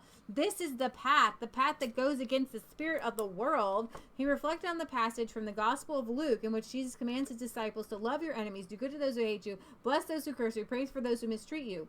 Is the way we live like a Christian, while those who gossip and operate in the logic of insults like a pagan with a spirit of worldliness. Among us is the great accuser, the one who will always accuse us in front of God to destroy us, Satan. He is the great accuser. And when I enter into this logic of accusing, cursing, and looking to do evil to others, I enter into the logic of the great accuser, who is a destroyer, who doesn't know the word mercy. But aren't you actually not having mercy on the people who are accusing people of being pedophiles? So shouldn't you not accuse them but have mercy on them? This is where this goes, this round circular logic. I would like to speak to Pope Francis. Pope Francis. I can quote scripture too. His answer was, remember, silence in prayer to those concerned about the scandals. Silence. Shut up, victims. Luke 17:2 says, "It were better for him that a millstone were hanged about his neck, and he cast into the sea, than that he should offend one of these little ones." Yes, and actually this is in this article here. There's another scripture that says, "Let not many of you become teachers, my brother, knowing that such will incur a stricter judgment." And again, the parallel to that in Matthew 18:6, "But whoever causes one of these little ones to believe in me to stumble, it would be better for him a heavy millstone to be hung around his neck and to be drowned into the sea." That doesn't sound like mercy to me. Yeah. So, he says, yes, accuse yourself. It will do you good.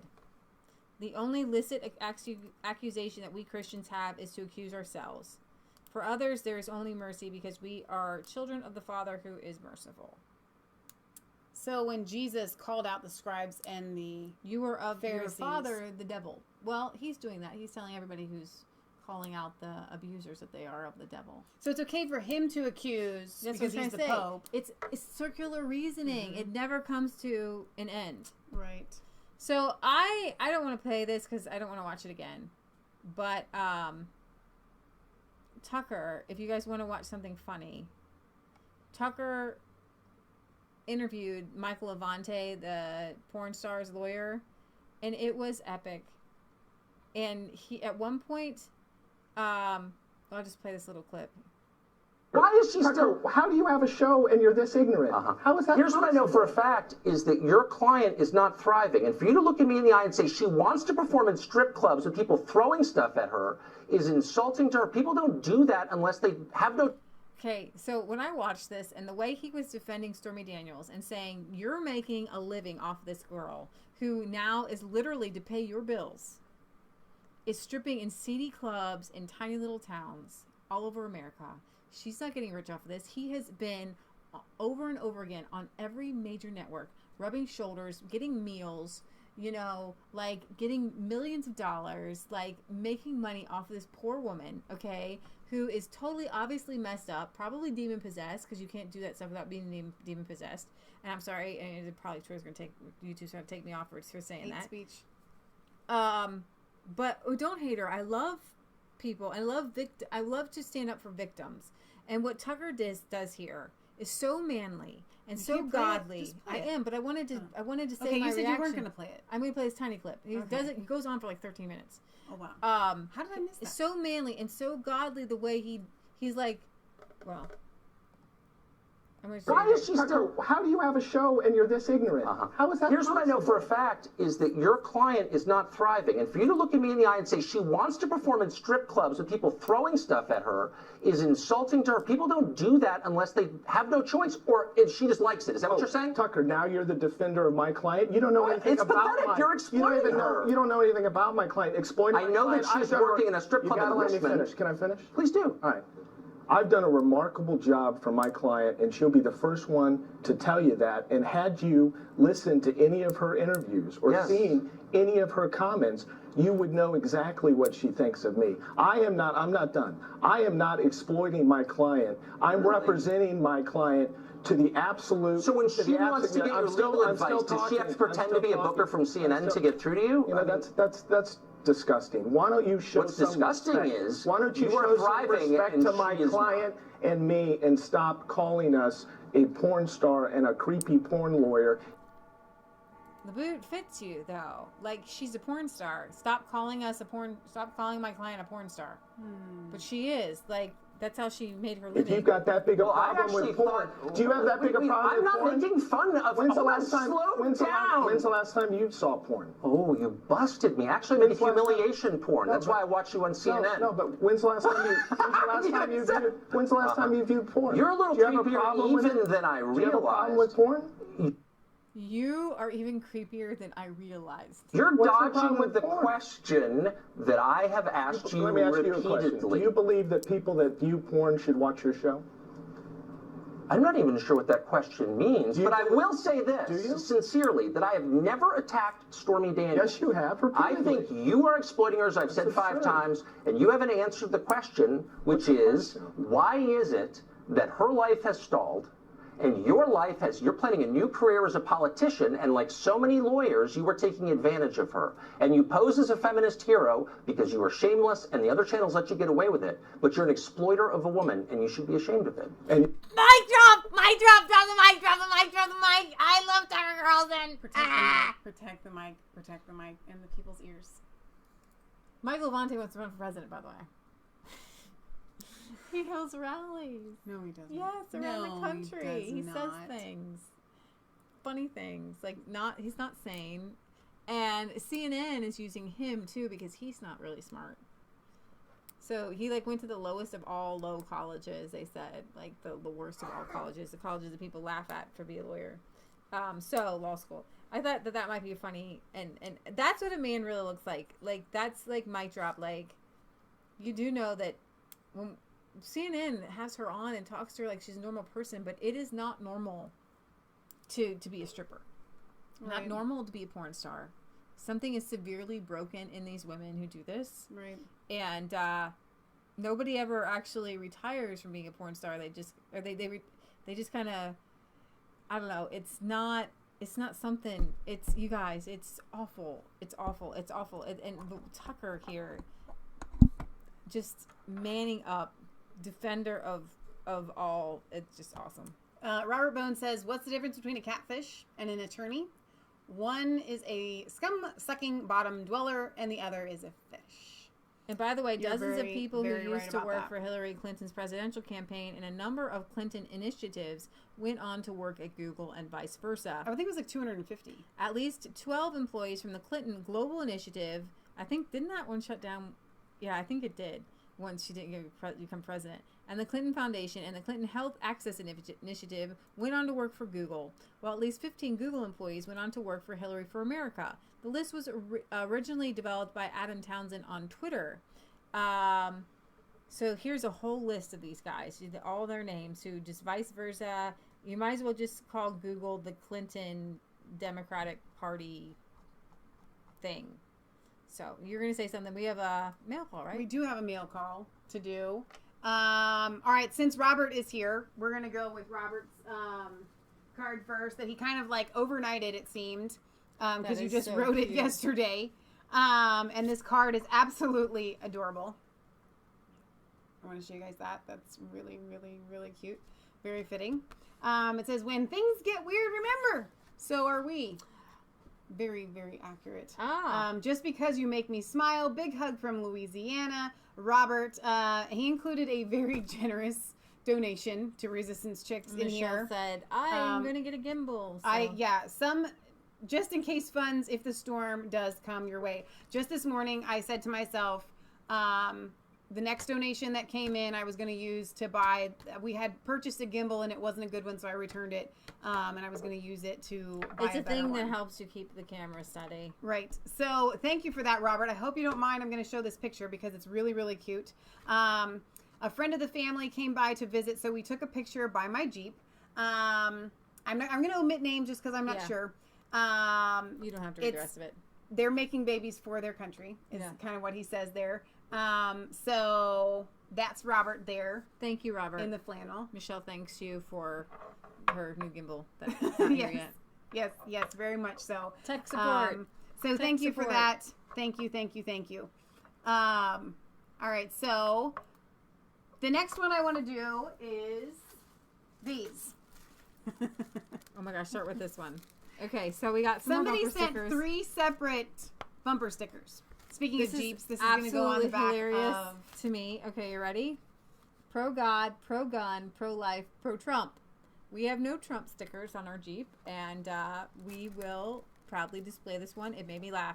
I want you to the other one that made me laugh and giggle. I can't stop laughing at it. I'm going to hold this up for a really long time. And just let that sink in. Hey, I want to make sure I've got it. Yeah, you can totally see that. Yep. So whoever sent this, we do not drink beer. We actually don't even condone the drinking of beer. We come from a family of alcoholics on both sides of our family. So we are so excited about this sticker that we are going to exchange the beer for a Bible. We're gonna put a Bible in there, a little Bible or something. I'm going to proudly display and we are that going to because proudly it put makes this me on laugh, and my I Jeep. absolutely love it. Then this last one is very, very fitting. This one is going to make people really think because they're going to have to. It's going to be like, huh? Experts agree. Gun control works. Now, these are all the communist countries that had and have the communist country and then Hitler, Nazi Hitler. Right. It works. You take away people's weapons and then you can put them in concentration camps. You can starve them. Now, things like that. All right. So thank you to whoever sent these. We have no idea who sent the bumper stickers. You're okay. They literally made us laugh out loud. They are absolutely. Dale says, "How do you know it's not root beer?" That's a good Could question. definitely be root beer. There you go, Dale. There. I love these stickers so much. And Robert, thank you again. I cannot thank you enough. That was very, very generous. And the fact that you overnighted it came as quite a surprise. I'm guessing for it to be on our show. And I'm guessing it was for tonight's show. This was a fun mail call, by the way. And so I'm hoping that Deb is here. So she can watch it back, too. I know, but sometimes she's here, and I had told her it was going to be on tonight. Do you guys remember when Deb had said that she was going to send shirts? And Leah, I was going to wait to show you guys, and Leah was like, no, let's show them now. Deb has made shirts for Leah and I, and shirts for Patriot Gallery. We'll wait for Patriot Galleries. Here, wait on Patriot Galleries.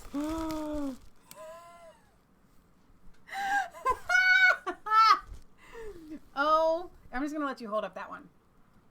Actually, I'm going to put this on. Tell me, you hold it up. You don't have to put it on. I'll put. Well, I mean, you could, but it's going to be easier for them to see it. Let them just hold it there for a while so they can really take it in. Let me make sure that you have it, that they can see it correctly. Lower it down. Lower. There it is, right there. Seriously, guys, tell me this is not absolutely, unequivocally, the most fantastic thing. It is awesome! I can't get tall enough here. I love it! Oh my god!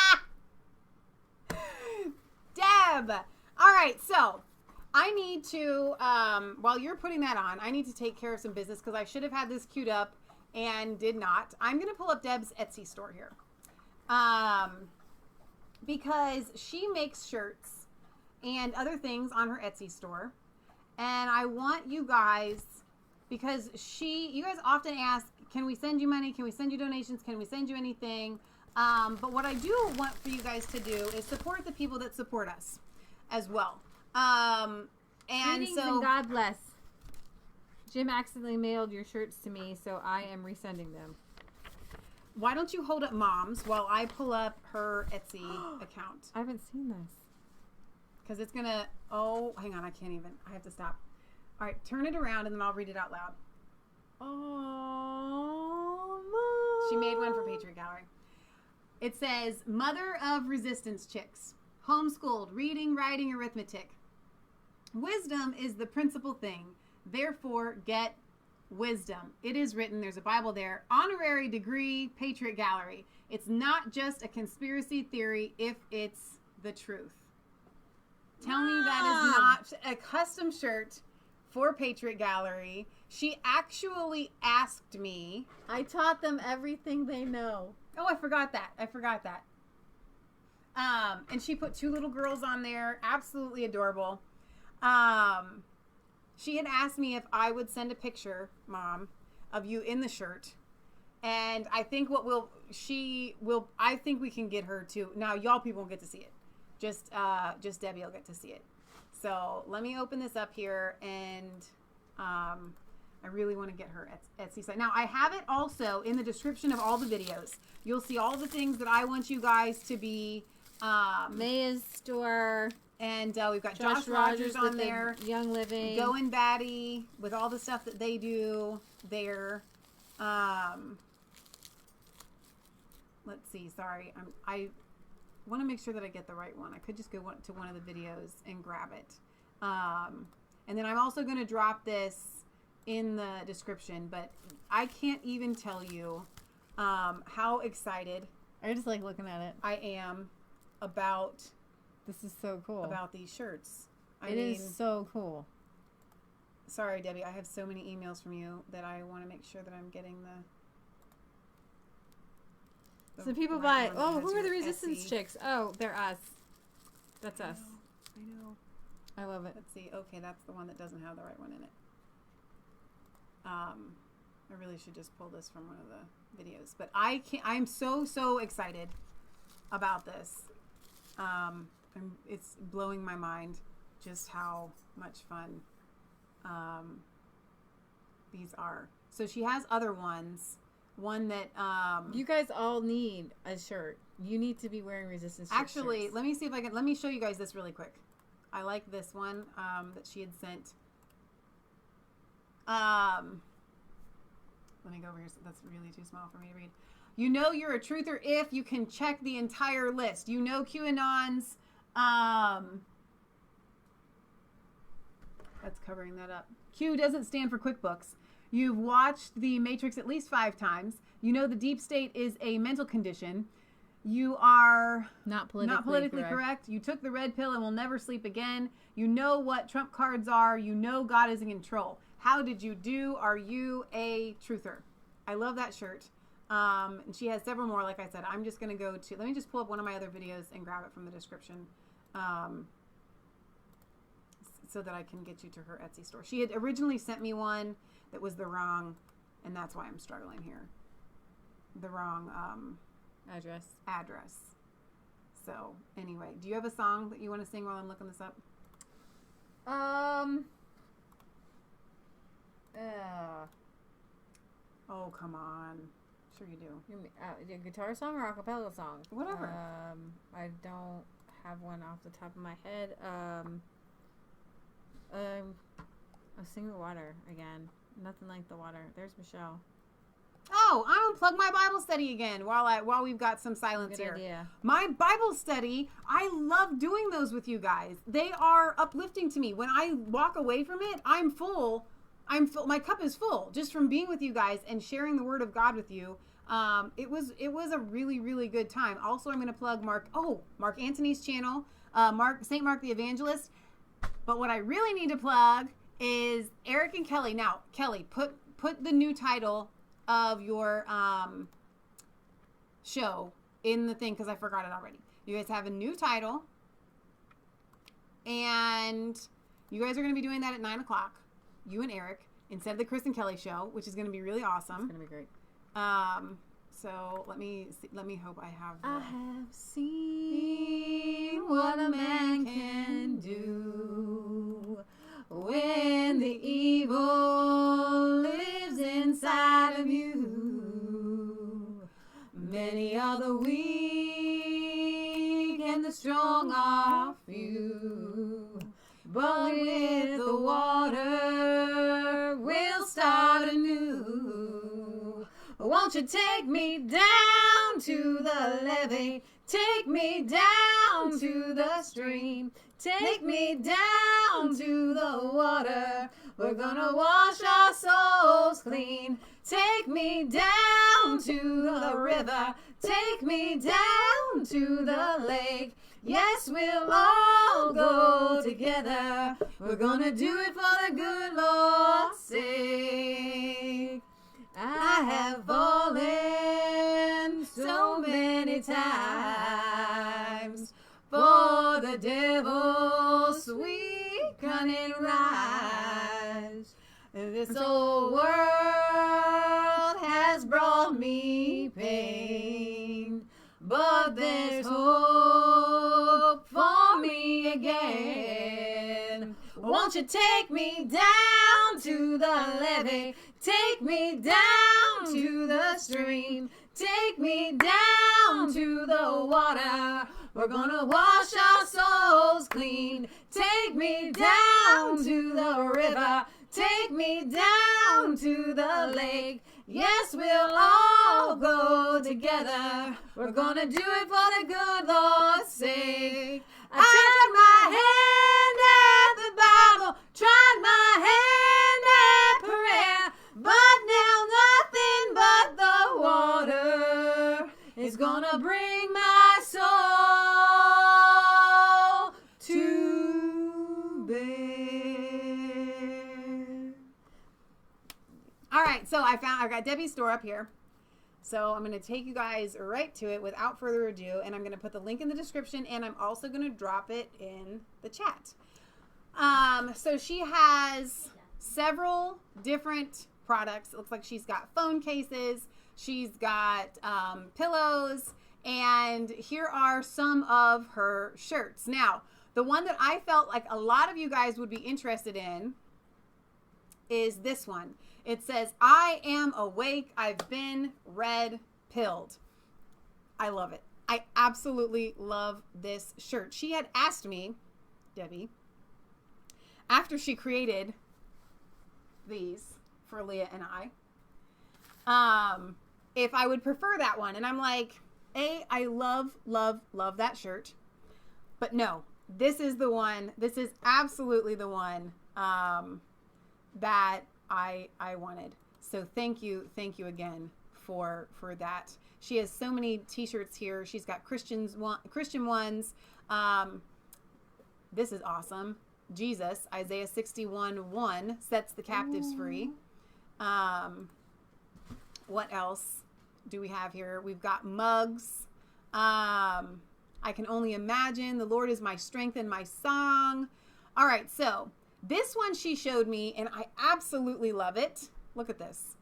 It's George Washington kneeling with Jesus standing behind him. That is incredibly, incredibly powerful. It says it's handmade. The cover is silk. So there you guys go. Her shop is always going to be in the description. The Girly Girl Case Shop on Etsy. 5-star rating on here. She's been on Etsy since 2012. That's really, really significant, you guys. So, oops, that's not what I wanted. That's where I went and got her thing. Let me go ahead and drop this in the description. Leah, what are you looking for? I've got a capo right in this drawer. Yeah. Is that what you're looking for? No. Okay. Okay. Here is in the chat right here. There it is, and in the description, there it is. So now you guys can go to www.etsy.com/shop/thegirlygirlcase-shop. So Debbie, thank you very much. Whoever sent the stickers, thank you very much. Roberts from Louisiana, thank you very much. This is a really, really fun mail call. Where's Mom's shirt again? Because I wanna show it again, and they're really soft. She had told me, she's like, these are the super soft ones. They are the super soft ones. Britt Baza says, hey, make some free Britons ones. Like Brexit shirts. If you made Brexit shirts, you might actually make some sales, but I don't know about shipping overseas, how much that would cost. Might be a little bit much, but this is so much fun. I feel like God is preparing us to do more street interviews where we have our Resistance Chicks shirts that literally have our names. You'll notice that she made Leah's hair different than my hair. We are different here. You guys, this is so much stinking fun. So I wanted to play, I'm looking for my book and I can't, did I leave it downstairs from our last show? Maybe. Is there a pick up here? There's always a pick. Watch out.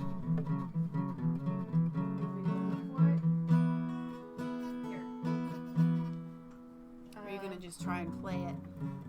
Oh yeah, there's customs fees too. That's right. In the UK. Oh, there's your glass of water there. I can go look for it. Yeah, but I don't want to keep the people waiting. Then you just play something for them or talk to them. Is it? I was just deciding whether it was this one or this one. I think it was this one. You guys remember this is the newest song that I wrote? It's in a regular notebook. And I played it for you guys. Ever played it for you a couple times or just one time? Or just, I think I played it for you twice in our, I know a lot of you guys, we get a lot of emails from people, you know, just kind of coming to the knowledge of God. And then it should be in that book. I put them all together. And then you realize when you face yourself, when you're face to face with sin, or you're face to face with your infirmities, or you're face to face with how you're maybe not awesome. And then you start to feel really guilty and start to get down. And that's not where God wants you to be at all. And I put these all together, but then it's not in here. Okay, I can't help you with that. It was all together. Only this one's here. You want me to go look again? Yeah, it might be behind here, but you can play that one. Yeah, I really wanted to play this one. I tried to put them all together. But that's the only other book. No, I know. I'm saying that I tore out. No. I tore out the sheets and I put them with that song. Oh, then. Remember the Not by Might nor by Power, and the other ones that. Remember how this is what happens. No, I know. I think this thing is in the way. I don't know if it's behind there. Or, no. Did it get put in here? What did you have the night that we were doing the thing? What did you have with you? All those extra songs, like print out sheets. Remember? Right. Did Open the Eyes of My Heart, Lord? Did we play that? No, none of those are there. It's not there. It's not in that stack. So, it's not in this stack. I really need to get this organized. All right, finish your sentence. I'll go look. Can I hire somebody to organize?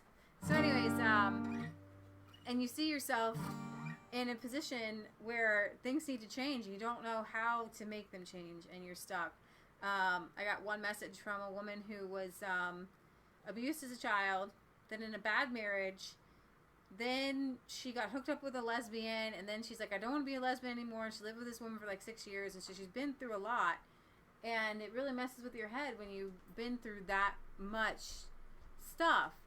And God wants you to break through. He doesn't want you bound to these thoughts. He doesn't want you bound to all this perversion. These are other stacks of paper, buddy, and these are just printed out. These are on the sets. These are printed out. Did you print it out? Yeah, it should have been with these. No, I didn't print it out. I'm just going to have to spend a lot of time looking for my songs. I don't know where they are. Oh, my gosh. So, yeah, it was... Should be in here. I'm going to try to remember it. Because these are really... I'm going to try to just remember it. So exactly how it goes. I know how the words are, but this really frustrates me when I can't find things. That's why I put it with this, but then it's not in here. I put them all together. We so actually don't have one of those houses where you can't find anything. It's just Leah does have a stack of songs. I have one little that book, and I tried to like make it into. I just back don't when we have had time. real time, every song got typed up with chords and put in a nice clear sleeve. And now it seems like it's more important just to write the song and sing it than it is to tape it up and I just make have it to into a motivate. thing.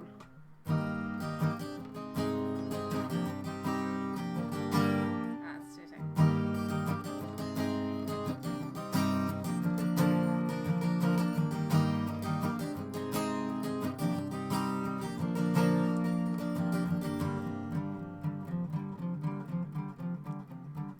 You keep stepping on my toe. Heart is beating, yeah, my mind is racing. Oh, my hands be sweating, love what I'm gonna do.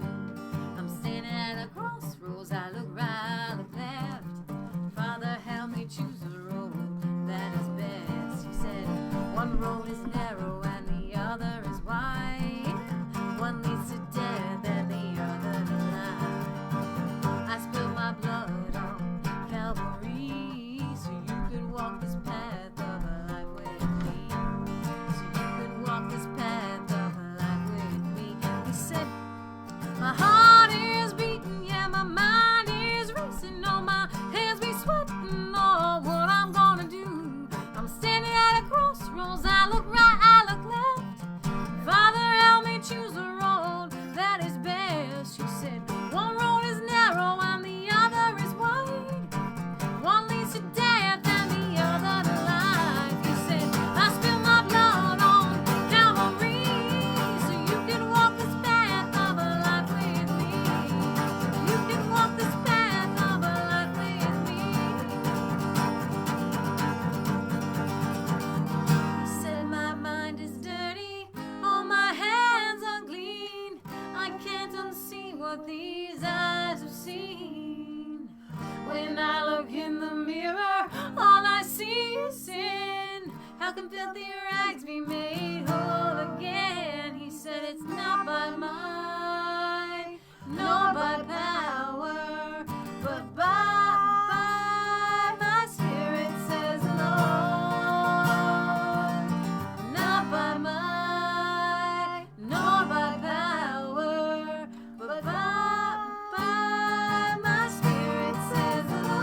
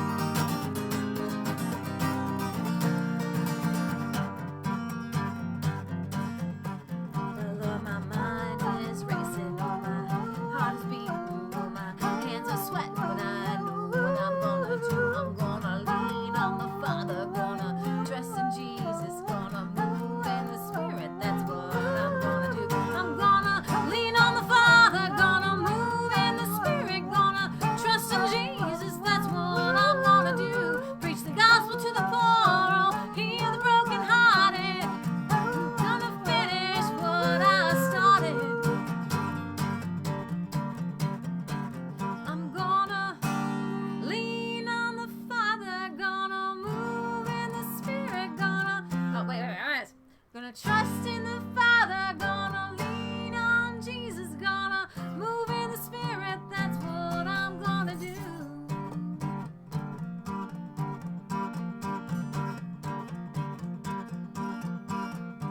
Gonna trust in the Father, gonna lean on Jesus, gonna move in the Spirit, that's what I'm gonna do.